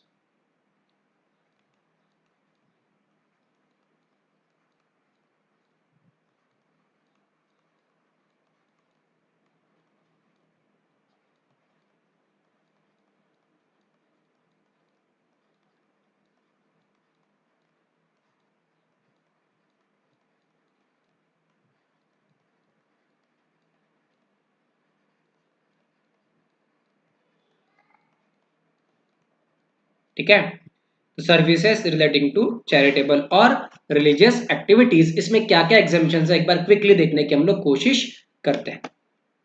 तो सबसे पहले first thing what we said, services by an entity registered under section 12AA of the income tax act by way of charitable activities. right. तो पहला point, first point हम क्या कहते हैं, by an entity registered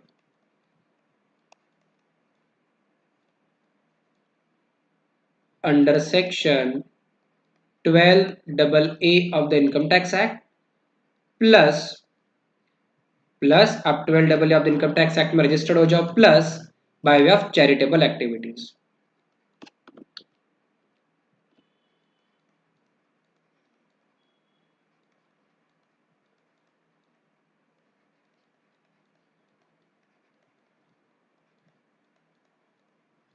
तो आप इस particular एग्जामिशन के लिए एलिजिबल हो, आप इसे क्लेम कर सकते हो। इसका मतलब क्या है? Let us try to analyse this a little bit more. So let us say you are registered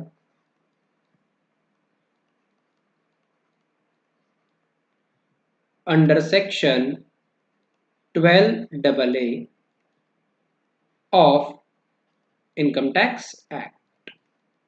ऐसा मान के चलते हैं कि आप 12AA of the income tax act में रजिस्टर्ड हो और आप जो एक्टिविटी कर रहे हो वो एक्टिविटी को हम दो अलग अलग पार्ट्स में ब्रेक करते हैं। पार्ट 1 जो एक्टिविटी आप कर रहे हो वो है चैरिटेबल एक्टिविटी।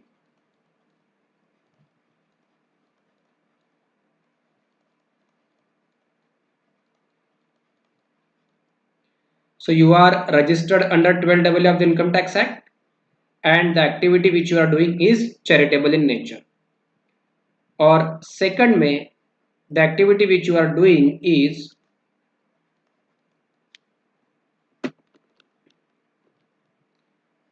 not charitable, मतलब कोई बिजनेस के नेचर की है या किसी और नेचर की है, but it is not charitable, ये तो श्योर है। So you are registered under section 12AA of the Income Tax Act and you are doing a charitable activity. You are registered under section 12AA of the Income Tax Act and you are doing non charitable activity. तो अगर आप registered हो 12AA of the Income Tax Act and you are doing a charitable activity, तो you are registered under section 12AA plus charitable activity, तो ये particular activity क्या हो जाएगी? एग्जेम्प्ट हो जाएगी अंडर जीएसटी लॉ। ये पर्टिकुलर एक्टिविटी क्या हो जाएगी? एग्जेम्प्ट हो जाएगी under GST law. But you are doing non charitable activity, you are doing non-charitable activity, then it will not exempt, or in other words it will be taxable under GST law। ठीक है? और ये जो भी हम यहाँ पे pointers लिख रहे हैं, जो भी चीजें लिख रहे हैं, these are specifically related to services provided, specifically related to charitable or religious activities। अगर किसी और दूसरे ग्रुप में हमने किसी पर्टिकुलर चीज के लिए एग्जेम्पशन पढ़ा तो वो बात अलग है, दूसरे एंट्री में एग्जेम्पशन पढ़ा तो वो भी बात अलग है, बट यहां पर हम लोग स्पेसिफिकली बात कर रहे हैं चैरिटेबल और रिलीजियस एक्टिविटी, जो ग्रुप अभी हमने पढ़ा है, जो कि ये रहा, राइट। तो उसमें हमने सबसे पहला देखा कि सर्विसेज रिलेटेड टू चैरिटेबल और रिलीजियस एक्टिविटी में by an entity registered under section 12AA of the income tax act plus charitable activities. So if you are registered under section 12AA of the Income Tax Act and you are undertaking or doing a charitable activity, then it is exempt. You are registered under section 12AA of the Income Tax Act and you are doing non-charitable activity, then it is taxable. दूसरा point इसे में, let us take a second point in this. Let us say you are not registered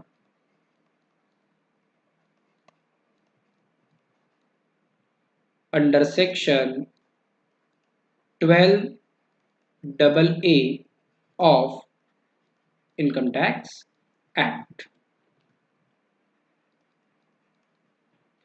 Now you are not registered under section 12AA of the Income Tax Act. ठीक है? अब इसमें भी आप दो अलग अलग एक्टिविटीज कर सकते हो।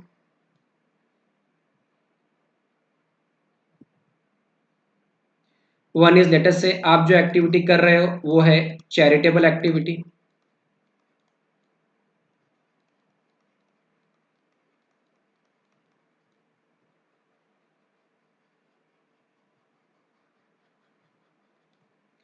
दूसरा लेटेस्ट से आप जो एक्टिविटी कर रहे हो वो है नॉट चैरिटेबल या नॉन चैरिटेबल एक्टिविटी,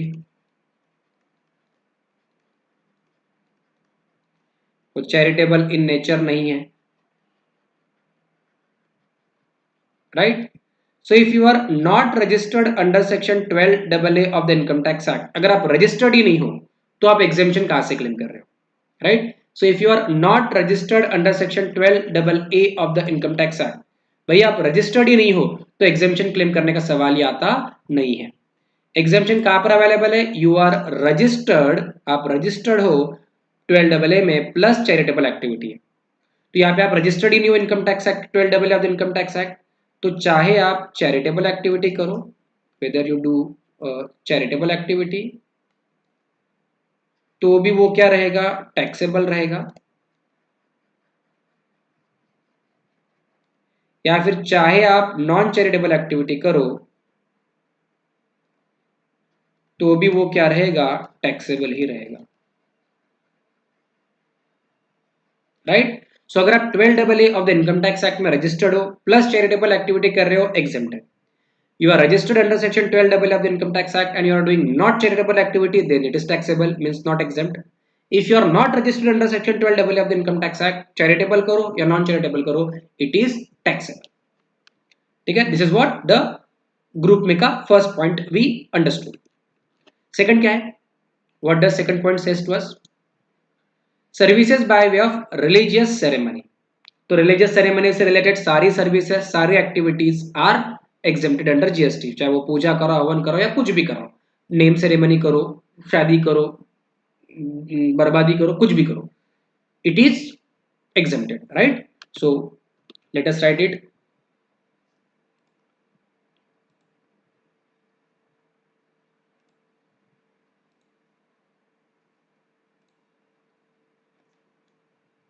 तो दूसरा इसे में हमने क्या पढ़ा? What does it says? It says conduct of religious ceremony.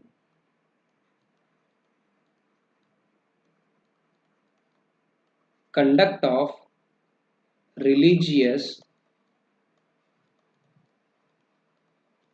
ceremony.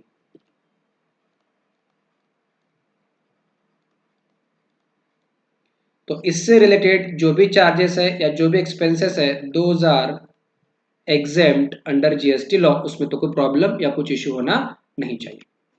Problem है renting of premises of religious place, religious place से रिलेटेड जो प्रेजेंट्स है, meant for general public, owned or managed by an entity registered as a charitable or religious trust under section 12AA of the Income Tax Act 1961 और 1023C5 और 1023BBA। तो यहां पर क्या क्या चीजें, let us try to understand. तो यहां पर हमने क्या पढ़ा? तो पहले तो हमने पढ़ा रेंटिंग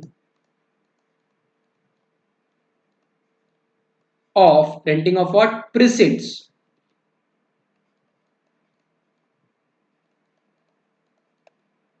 किसका premises? Of a religious place.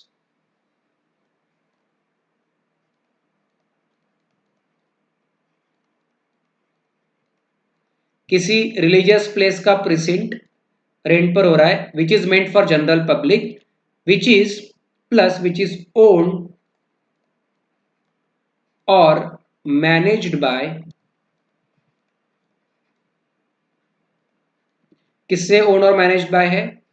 12AA or 1023C5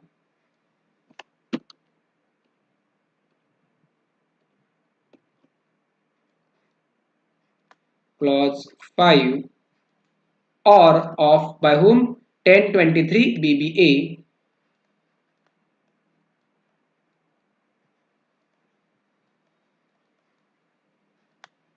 of income tax act. तो ये एग्जेम्प्ट है, लेकिन इसमें कुछ एग्जेम्पशंस अवेलेबल नहीं है, कुछ जगह पर ये क्या है? टैक्सेबल है। क्या कहा? However, nothing contained in this exemption for entity number B above shall apply. Renting of rooms where charges are ₹1000 or more per day, यानी ये जो रिलीजियस प्रीमाइसेस होते हैं या रिलीजियस प्लेसेस होते हैं, इसमें भक्त निवास होते हैं या धर्मशालास होती है, उसका जो रेंटिंग उसकी बात कर रहे हैं। दूसरी में वो बात कर रहा है renting of premises or community hall और कल्याण मंडपम, यानी ये जो रिलीजियस प्रीमाइसेस के पास में जो बड़े से हॉल होते हैं या बड़ी सी स्पेस होती है, उनका जो रेंटिंग होता है शादी या किसी फंक्शन के लिए, उसकी बात कर रहे हैं। और तीसरा रेंटिंग ऑफ शॉप्स और स्पेस, यानी ये जो रिलीजियस प्रीमाइसेस है इनके बाहर जो शॉप्स और प्लेसेस होती है उसकी बात कर रहे हैं। ठीक है, तो इसमें हम क्या कहा? अगर आप ये दोनों कंडीशन सेटिस्फाई कर रहे हो, if you are satisfying both of this conditions, अब इसमें दो दो अलग अलग चीजें या तीन चार अलग अलग चीजें आएंगी। जैसे उसमें पहले फर्स्ट है रेंटिंग ऑफ रूम्स,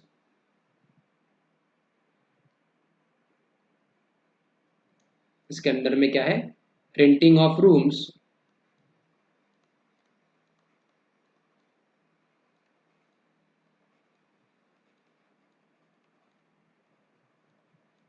ठीक है, and renting of rooms and per day rent और चार्जेस आर 1000 और मोर, एंड पर डे, यहाँ पे पर डे है, पर डे चार्जेस। सो रूम्स रेंट पर जा रही है और हम पर डे के एक दिन के चार्जेस पकड़ रहे हैं, ठीक है। और अगर ये पर डे के चार्जेस अलग अलग पैटर्न में हम लोग पढ़ सकते हैं इसको हम, लेट अस से पहला थिंग, फर्स्ट थिंग बिलो ₹1000 है, ठीक है, और यहाँ पे पर डे है, ठीक है ना, तो मैं यहाँ पे पीडी भी लिख देता हूं ताकि आपको ध्यान में रहे। अगर बिलो ₹1000 पर डे है तो सिचुएशन अलग है, ठीक है।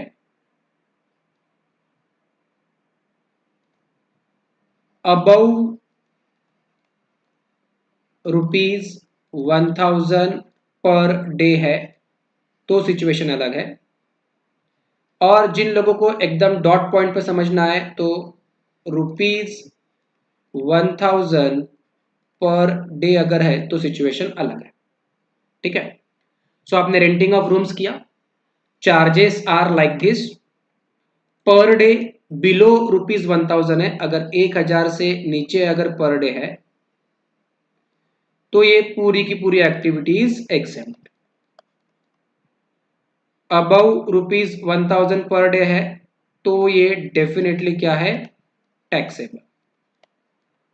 1000 पर डे है तो ये डेफिनेटली क्या है, टैक्सेबल। 1000 से नीचे होगा तो आप एग्जेम्पशन क्लेम कर सकते हो, 1000 या उससे ऊपर होगा तो वो टैक्सेबल हो जाएगा, ठीक है। ये हो गया पहला पॉइंट। इसमें लेट अस चेक और let us search second point. उसमें हम कहते हैं रेंटिंग ऑफ, रेंटिंग ऑफ क्या है, प्रीमाइसेस और कम्युनिटी हॉल,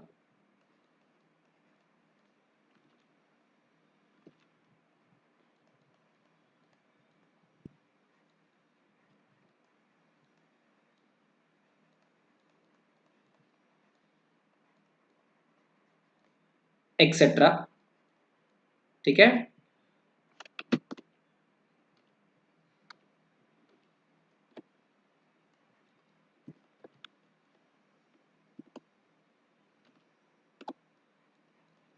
और ये जो चार्जेस है ये क्या है,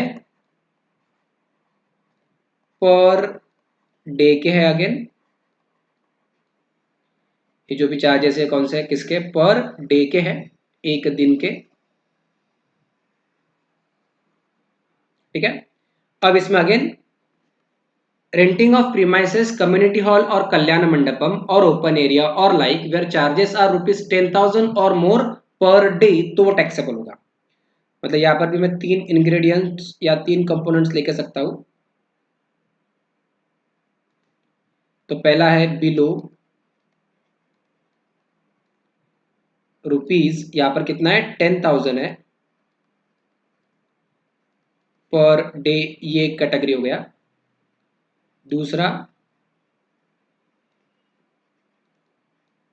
second what I will say,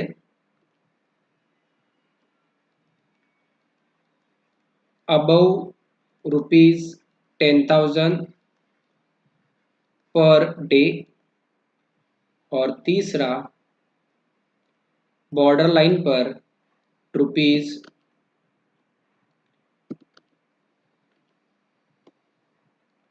rupees 10,000 per day. तीन अलग अलग कैटेगरीज में हमने इसको क्या किया, बांट दिया या बाइफरगेट कर दिया। तो अगर बिलो ₹10,000 पर डे होगा, 10,000 से नीचे होगा पर डे के, बिलो होगा तो वो क्या हो जाएगा, एग्जेम्प्ट। अबव ₹10,000 होगा तो वो क्या होगा, डेफिनेटली टैक्सेबल। और एग्जैक्ट 10,000 पर डे होगा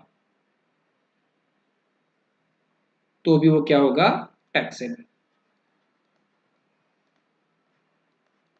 तो भी वो क्या होगा, टैक्सेबल। तो ये होगा renting of premises or community hall. अब थर्ड हमें देखना है commercial space, right. So renting of shops or other commercial space. So renting of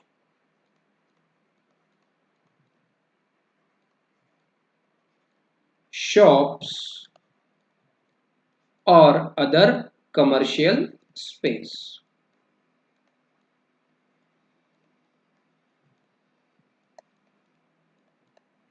और ये जो अदर कमर्शियल स्पेस हम ले रहे हैं, इसमें जो चार्जेस है वो कौन से है, पर मंथ।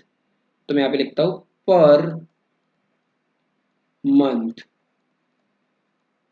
तो आपको ये ध्यान रखना है कि ऑब्वियसली शॉप वगैरह तो महीने के रेंट रहेगा, तो यहाँ पे रहेगा per month charges, per day नहीं है। ऊपर के दो इसमें पर डे था, ठीक है। तो यहाँ पे क्या है, 10,000 और मोर है तो टैक्सेबल रहेगा। तो यहाँ पर भी तीन अलग अलग बाइफर्केशंस करेंगे हम रेंटिंग ऑफ शॉप्स और कमर्शियल स्पेस में। बिलो ₹10,000 पर मंथ है तो अलग सिचुएशन। अबव ₹10,000 पर मंथ है तो अलग सिचुएशन है। और exactly at the border line ₹10,000 per month है तो अलग सिचुएशन है, ठीक है। अब इसको let us deal with this. तो हम क्या कहेंगे, बिलो ₹10,000 पर मंथ है तो सर ये एग्जेम्प्ट होगा।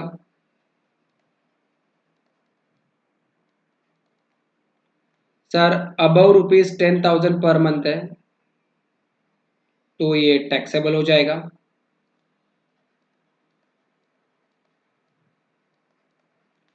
और सर ₹10,000 पर मंथ है तो भी ये क्या होगा, टैक्सेबल होगा, ठीक है। तो इस तरीके से हम करेंगे रेंटिंग ऑफ रूम्स पर डे बिलो 1,000 एग्जेम्प्ट, 1,000 है तो भी टैक्सेबल, अबव 1,000 है तो भी टैक्सेबल है। Renting of premises, community hall और कल्याण मंडपम एक्सेट्रा जहाँ पे शादी वादी होती है, बिलो ₹10,000 पर डे एग्जेम्प्ट है, अबव ₹10,000 पर डे टैक्सेबल है, 10,000 पर डे तो भी टैक्सेबल। रेंटिंग ऑफ शॉप्स और commercial space etcetera per month charges, below ₹10,000 है एग्जेम्प्ट है, अबव ₹10,000 पर मंथ है टैक्सेबल है, 10,000 पर मंथ है तो भी क्या होगा, वो टैक्सेबल ही होगा। अगला services by specified organisation relating to religious pilgrimages facilitated by government of India under bilateral arrangement, तो वो क्या है, एग्जेम्प्ट है। So let's take this. तो उसमें क्या आएगा अगले, इसमें स्पेसिफाइड ऑर्गेनाइजेशंस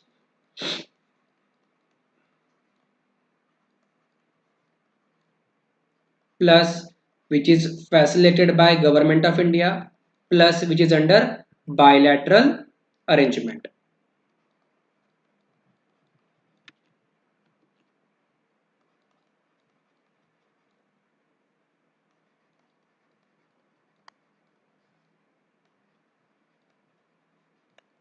ठीक है। इन सब में दो अलग अलग इंग्रेडिएंट्स आते हैं। वो जो दो हमारी ऑर्गेनाइजेशन है उनके नाम क्या है, उनके नाम एक ये KMVN Kumaon Mandal Vikas Nigam limited and Haj committee. तो हम क्या कहेंगे इसमें, सर इसमें दो अलग अलग पार्ट कर लो आप, KMVN एंड हज कमिटी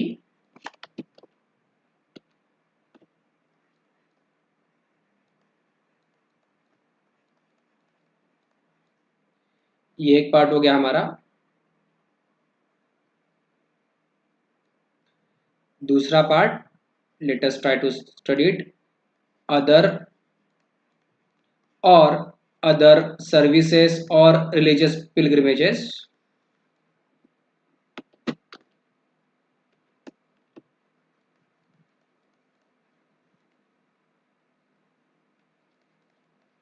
एक दूसरा पार्ट,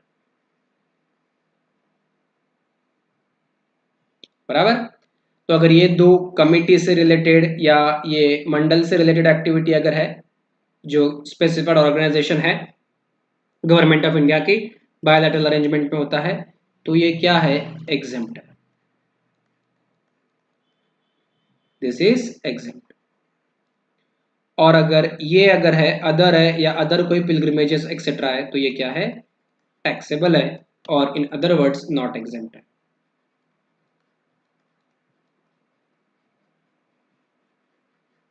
ठीक है, so simple is this, logically आपको याद रहना चाहिए।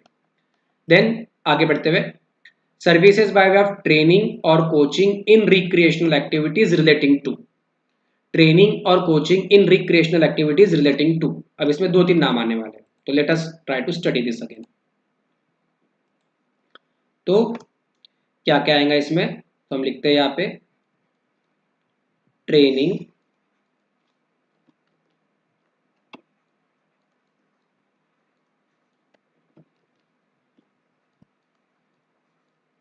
और coaching in recreational activities.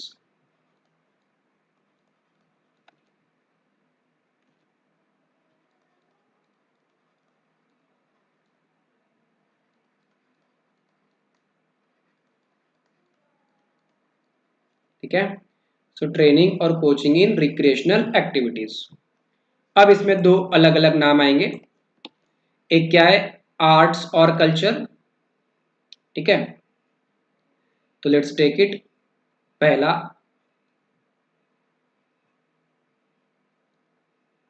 Arts or culture,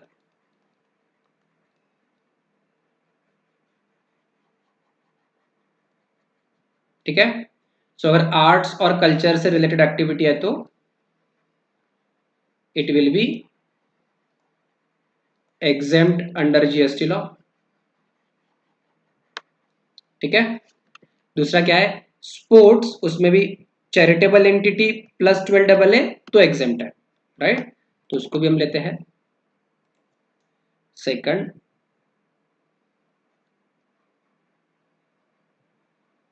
sports, और उसमें दो पार्ट्स, इसमें पहला पार्ट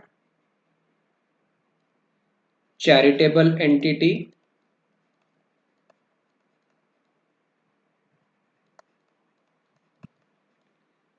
प्लस, मतलब सिर्फ चैरिटेबल एंटिटी होने से कुछ नहीं होता, ये charitable entity 12 AA of the income tax act में रजिस्टर्ड भी होनी चाहिए, दिया नहीं यहाँ पे, प्लस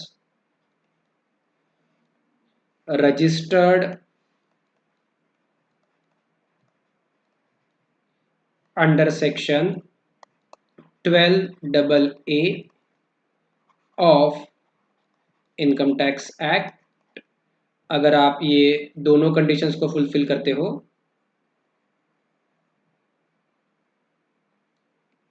ठीक है, तो ये क्या होगा, एग्जेम्प्ट होगा।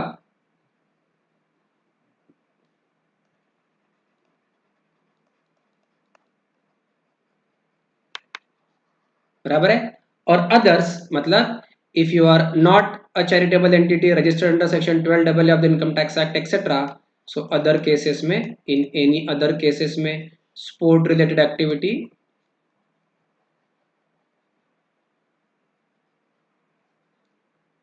it will be held as taxable।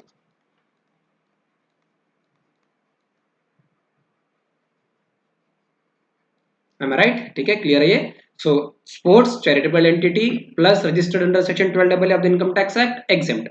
Other cases it will be held as taxable. Third, coaching or training or etc. any other case, जैसे कि प्राइवेट कोचिंग और ट्यूटरशिप और एक्सेट्रा होता है, सो ये any other case it will be taxable.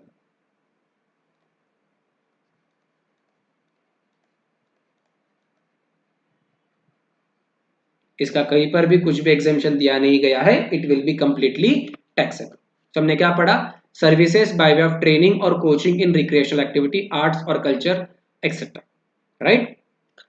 तो ये आपको ध्यान रखना है. इसके अलावा एक और चीज हमने इनहरेंट पढ़ी है. क्या पढ़ी है? देखिए, इंपोर्ट ऑफ सर्विसेज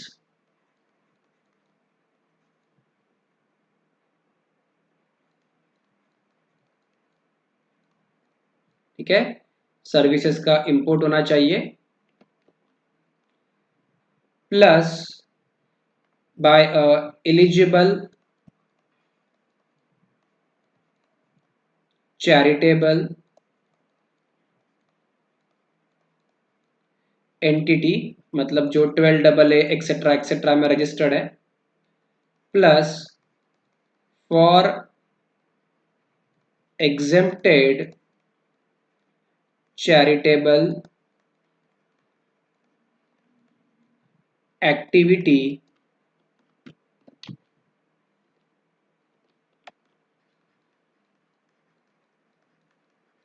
अगर कोई ऐसा कॉम्बिनेशन या ऐसा कोई कॉम्बो आपको मिलता है जहाँ पे आप एलिजिबल चैरिटेबल एंटिटी हो और आप सर्विसेज इंपोर्ट कर रहे हो for exempted charitable activity, then in that case, in such situation हम कहेंगे, इस केस में हम क्या कहेंगे? इस केस में हम लोग कहेंगे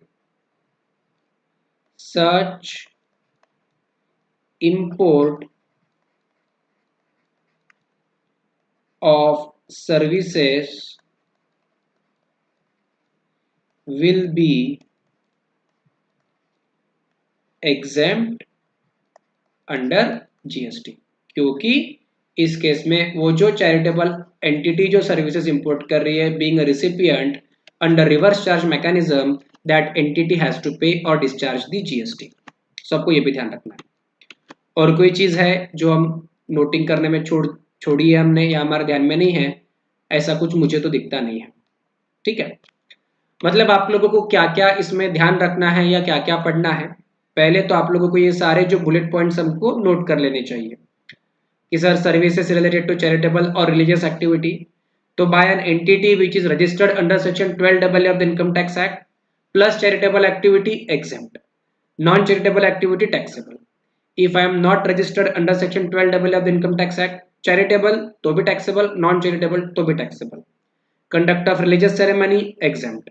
Renting of precincts of religious place which is owned or managed by 12AA or 1023C or 1223BB of the income tax act, right?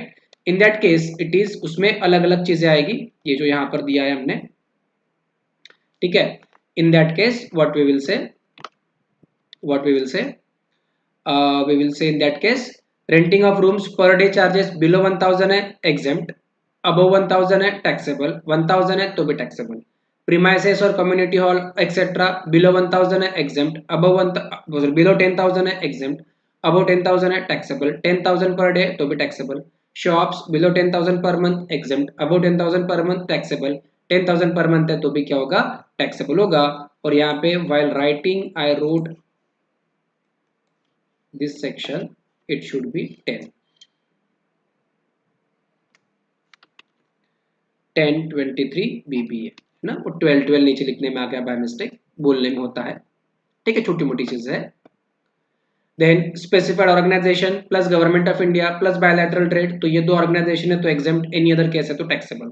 Then training or coaching in recreational activity, arts or culture exempt. Sport charitable entity plus 12AA exempt. other cases taxable, any other case it is again taxable, plus import of services eligible charitable entity है for exempted और charitable activity है तो such import of service will be again exempt। तो आपको इतना पूरा लिखना है, उसे अच्छे से पढ़ना है, एब्जॉर्ब करना है, क्योंकि इसी कंटेंट के ऊपर, इसी मैटर के ऊपर we are going to have practical questions जो एग्जाम में 6 मार्क से लेके 10 मार्क के रेंज में पूछे गए हैं। ठीक है, तो आप लोग इसे क्विकली एक बार रीलुक कर लीजिए या रिवाइज कर लीजिए सो दैट हम लोग प्रैक्टिकल्स की तरफ बढ़ पाए।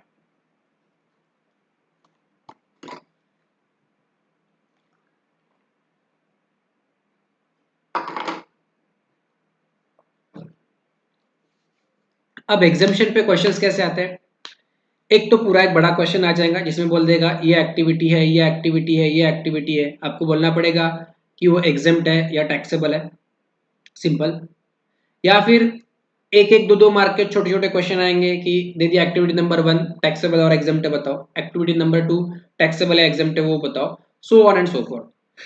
कैसा भी क्वेश्चन आए एग्जामिशन में स्टेप मार्किंग्स मिलती है, मतलब मान लेते हैं 5 मार्क का एक्सेल वाला है, उसमें 5 एंट्रीज है, पांचों करेक्ट तो 5 में से 5 लेके जाओ, कोई 4 करेक्ट तो 4 लेके जाओ, 3 करेक्ट तो 3 लेके जाओ, so on and so forth, you have to do it or you have to present it. Let us proceed further now. First question on this particular topic. तो क्या कहता है ये क्वेश्चन हमें, आनंदा ट्रस्ट, आनंद नाम का एक ट्रस्ट है, अच्छा नाम है, तो क्या कहा उसने, Ananda trust N entity registered under section 12AA of the income tax act. तो जैसे ही मुझे ये वर्ड मिल जाएगा मैं बोलूंगा sir this is an entity registered under section 12AA of the income tax act which is working for a charitable purpose, has furnished you the following details with respect to activities undertaken by it. You are required to compute its tax liability from the information given below. So हमें इसका क्या निकालना है, tax liability निकालना है। So tax liability निकालना है मतलब क्या करना है, पहले तो मुझे इसका टैक्सेबल वैल्यू निकालना है। At first instance what I am supposed to calculate or know is the taxable value। पहले मुझे टैक्सेबल वैल्यू पता चलेगा, उस टैक्सेबल वैल्यू के ऊपर मैं जीएसटी चार्ज करके टैक्स लायबिलिटी भी निकालूंगा। तो लेट अस सी, पहला है amount received for the yoga camps, yoga camps के लिए आपने अमाउंट रिसीव्ड किया which is organised for elderly people ₹4,83,000। तो आपको पहला ये देखना है कि ये जो योगा कैंप मैंने ऑर्गेनाइज किया है क्या ये चैरिटेबल एक्टिविटी के डेफिनेशन में या नेचर में आता है, और अगर आता है तो क्या मैं इसका एग्जेम्पशन क्लेम कर सकता हूं। तो अगर एग्जेम्प्ट है तो अमाउंट में डैश और नील, टैक्सेबल है तो अमाउंट में हम टैक्सेबल अमाउंट लिखेंगे। Amount received for, amount made, payments made for the services received from a service provider located in US for the purpose of providing charitable activities। तो अभी हमने पढ़ा ये import of services by an eligible undertaking for a charitable purpose, तो ये import of services भी exempt होगा। सो हमने सर्विसेज import किया और हम 12AA वाली एंटिटी है, मतलब we are eligible undertaking and we have imported these services for charitable activities, तो डेफिनेटली ये 5,50,000 में क्या होना चाहिए, एग्जेम्प्ट होना चाहिए। Amount received for counselling of mentally disabled person, mentally disabled person के काउंसलिंग के लिए आपने अमाउंट रिसीव्ड किया, तो क्या ये चैरिटेबल पर्पस के डेफिनेशन में और एंटिटी में आएगा या नहीं आएगा, आप लोग समझ सकते हो, जज कर सकते हो। Then what is next given to us, amount received for renting of commercial property, renting किसकी कर रहे हैं हम लोग, कमर्शियल प्रॉपर्टी की कर रहे हैं। तो कमर्शियल प्रॉपर्टी का रेंटिंग, तो भैया यहाँ पे चैरिटेबल नेचर तो कुछ आया ही नहीं, क्योंकि हमने पढ़ा था 12AA एंड चैरिटेबल पर्पस तो ही एग्जेम्पशन मिलता है, अदरवाइज एग्जेम्पशन मिलता नहीं है। देन अगला है what is next, let's search it. Amount received for activities relating to preservation of forest and wildlife, forest and wild life के प्रिजर्वेशन के रिलेटेड हमें अमाउंट मिला है। ठीक है, दिस इज द क्वेश्चन। अब इस क्वेश्चन में हम लोग कैसे कहेंगे, तो ये जो क्वेश्चन 1 है हमारा,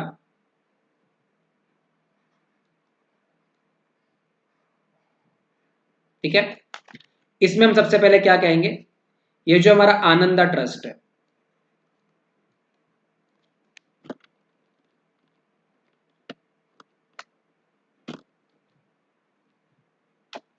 कौन सा ट्रस्ट है, आनंदा ट्रस्ट, तो हम क्या कहेंगे, आनंदा ट्रस्ट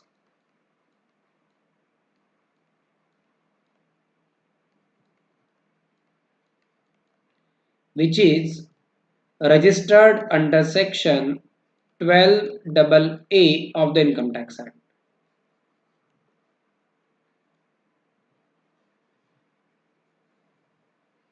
तो इसकी जो भी चैरिटेबल नेचर की एक्टिविटीज होगी वो होगी एग्जेम्प्ट, और जो भी अदर नेचर की या अदर एक्टिविटीज होगी इसकी या आनंदा ट्रस्ट की, वो क्या होगी, टैक्सेबल। ठीक है, हम इसका सॉल्यूशन लिखेंगे और देखेंगे भी आराम से, बट पहले थोड़ा सा क्वेश्चन को तो समझ लेते हैं। तो पहला ये जो इसका yoga camps for elderly people, अब योगा कैंप्स क्या ये कहीं पर भी चैरिटेबल एक्टिविटी के नेचर में आता है क्या, सर स्पेसिफिकली हमने पढ़ा था एडवांसमेंट ऑफ रिलीजियस और स्पिरिचुअलिटी और योगा। तो ये जो योगा कैंप्स हमने लिया है which is organised for elderly people, हमारा ये जो योगा कैंप्स है जो हमने एल्डरली पीपल के लिए ऑर्गेनाइज किया है, ये क्या हो जाएगा, एग्जेम्प्ट। ठीक है, तो ये 483 के ऊपर मुझे जीएसटी डिस्चार्ज करने की जरूरत नहीं है।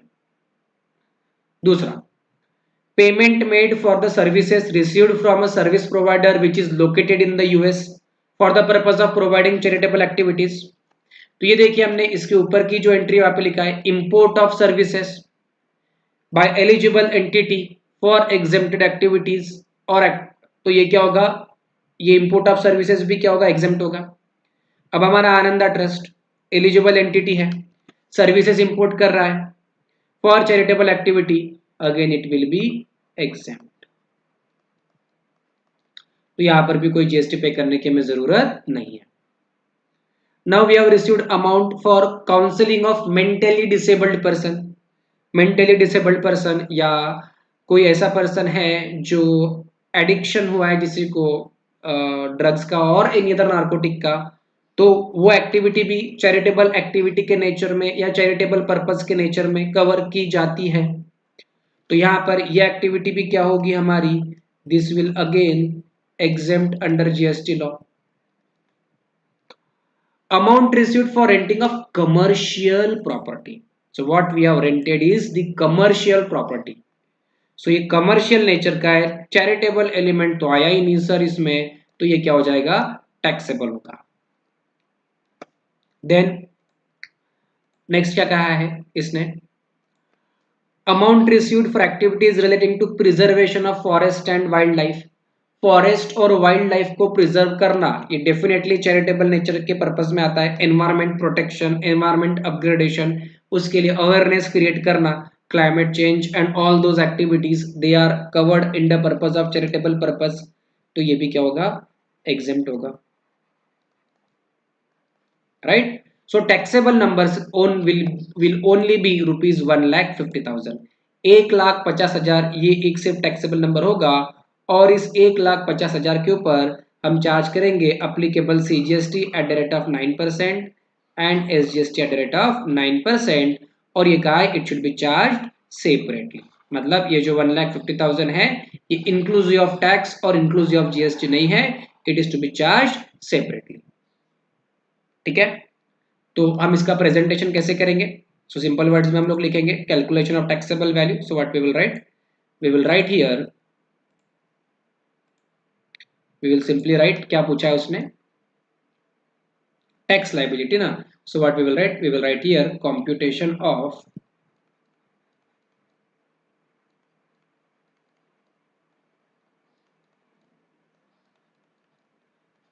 टैक्स लायबिलिटी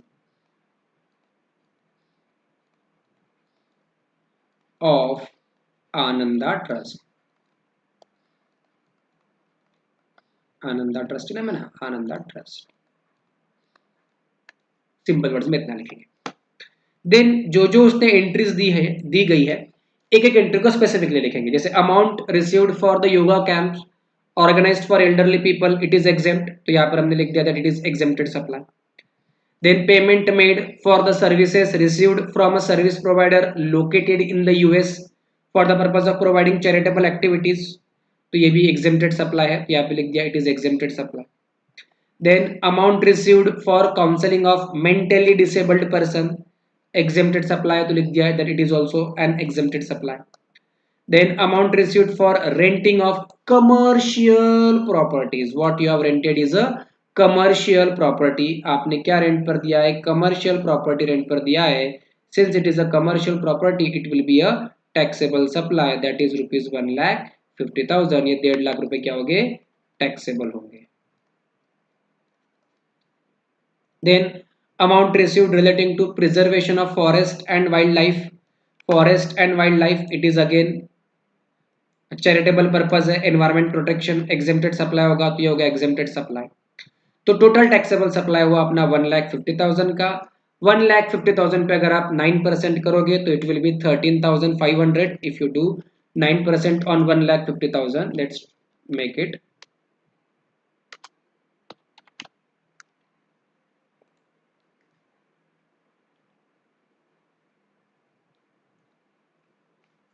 तो 1,50,000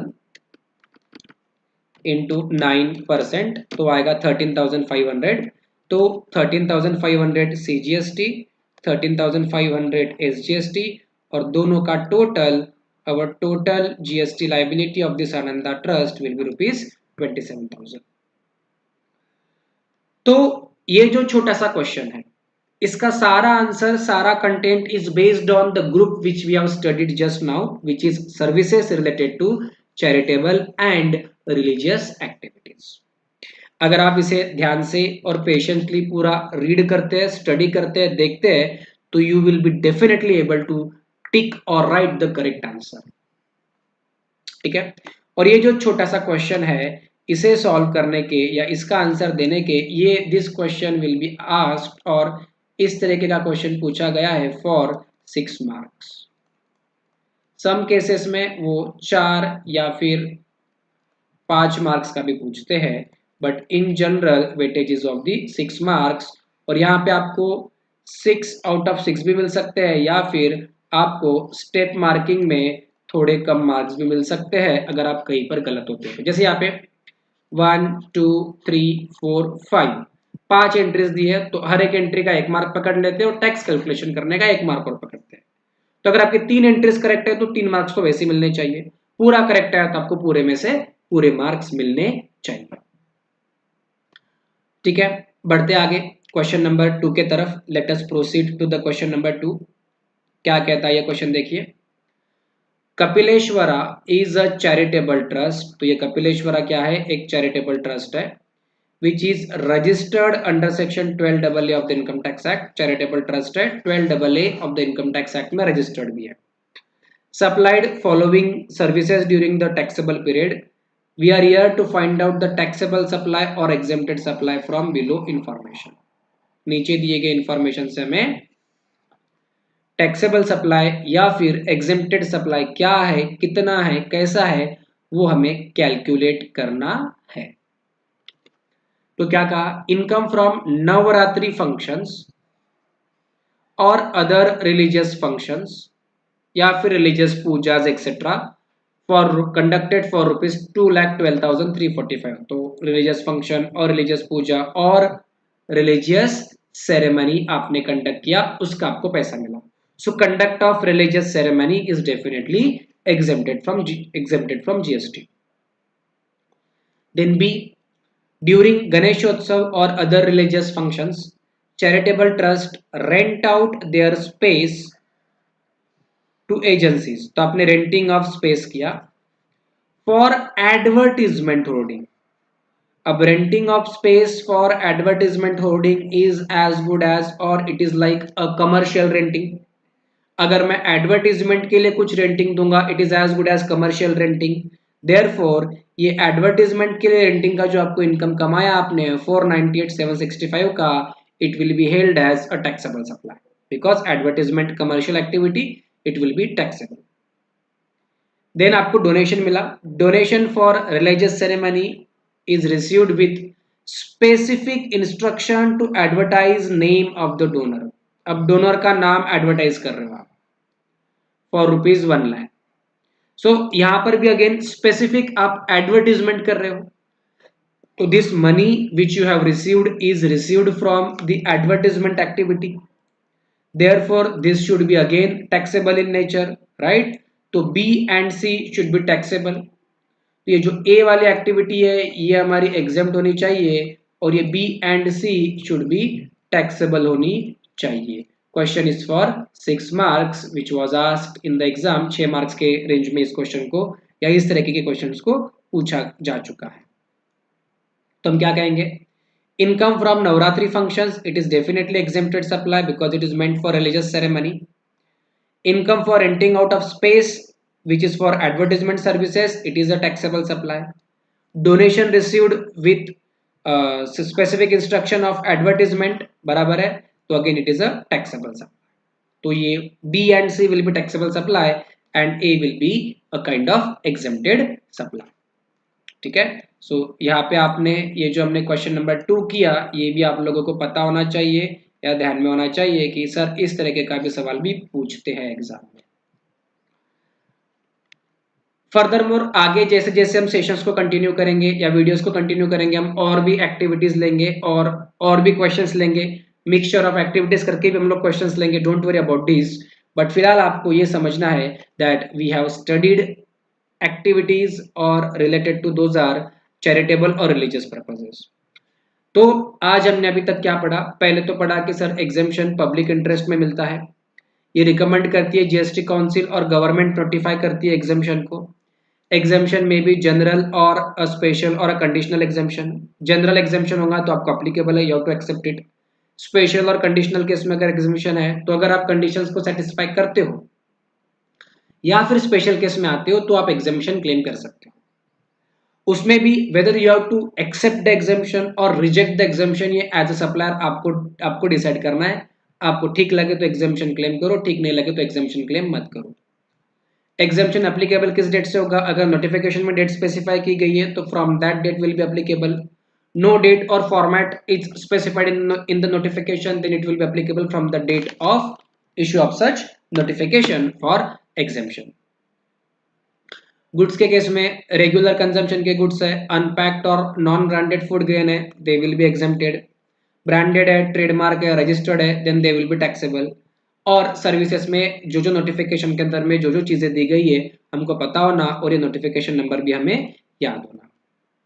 सबसे पहले हमने पढ़ा सर्विसेज रिलेटेड टू चैरिटेबल और रिलीजियस एक्टिविटी. इस ग्रुप के अंदर में हमने पढ़ा अगर आप 12AA of the income tax act में रजिस्टर्ड हो और अगर आप चैरिटेबल एक्टिविटी कर रहे हो तो वो एग्जेम्प्ट होगा. नॉन चैरिटेबल एक्टिविटी कर रहे हो तो वो टैक्सेबल होगा. If you are not registered under section 12AA of the income tax act, charitable activity कर रहे हो तो भी टैक्सेबल, नॉट चैरिटेबल एक्टिविटी कर रहे हो तो भी taxable because you are not registered under section 12AA of the income tax act. अगर आप कोई रिलीजियस सेरेमनी परफॉर्म कर रहे हो, conduct of religious ceremony exempt है. Renting of precincts for religious place which is owned or managed by 12AA, 1023C or 1023BB of the Income Tax Act. So renting of rooms below ₹1,000 exempt, above ₹1,000 per day taxable, 1,000 per day taxable. Renting of premises or community hall or kalyana mandapam etc. per day का rent below 10,000 exempt, above 10,000 per day taxable, 10,000 per day taxable.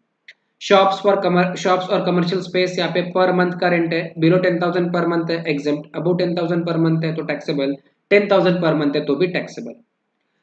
अगर KMVN हज committee इनकी अगर government of India के bilateral arrangement के through services है exempt है. Other religious pilgrimages और यात्रा whatever you call it, it is taxable. Training in coaching और रिक्रिएशनल एक्टिविटीज है which is related to art और culture exempt. Sports by charitable entity registered under section 12AA of the income tax act exempt. Other taxable, any other case it will be taxable. Import of services which is eligible for charitable which is by eligible charitable entity for exempted charitable activity तो होगा such import of service will be exempt, और इसके ऊपर हमने 2 questions भी किए हैं, right. तो यहाँ पे हमारा पहला ग्रुप, फर्स्ट ग्रुप खत्म होता है। सो आपको क्या करना है, ये जो भी बुलेट पॉइंट्स हमने बनाए हैं या देखे हैं या डिस्कस किए हैं, इन बुलेट पॉइंट्स के ऊपर फोकस रख के उनको समझना है और अंडरस्टैंड करना और एब्जॉर्ब करना है। Modus operandi will be simple, जैसे कि मैंने कहा कि पहले हम लोग एग्जामिशन का पहला बैकग्राउंड पूरा पढ़ेंगे, देन बुलेट फॉर्म्स जैसे जैसे नेसेसरी है वैसे वैसे बुलेट फॉर्म्स भी हम बनाएंगे और फिर हम उसके ऊपर प्रैक्टिकल्स करेंगे। इस सिस्टम से क्या होगा कि आप एक ही ग्रुप को मल्टीपल टाइम्स फर्स्ट इंस्टेंस पे गो थ्रू करोगे और याद रहेगा। 80 प्लस तो नाम हमने अभी पढ़े, एंट्री नंबर 80 भी हमने देखी है, और भी एंट्रीज ऐड होगी, तो ये सारा चीज कंटिन्यूस चलते रहेगा। तो आपको डेडिकेटेड वे में खुद को कमिट कर उसको पढ़ना है, वीडियोस को देखने और कंक्लूड करना है। अगले वीडियो में हम एग्रीकल्चर रिलेटेड सर्विसेज पढ़ेंगे, जहाँ पे ये कुछ एंट्रीज हम लोग देखेंगे पहले, फिर हम इस एंट्रीज का सम अप भी करेंगे, then we will have few questions on this, ठीक है। उसके बाद हम एजुकेशन रिलेटेड सर्विसेज की तरफ भी बढ़ सकते हैं, ठीक है। So on this note I and this video here, thank you.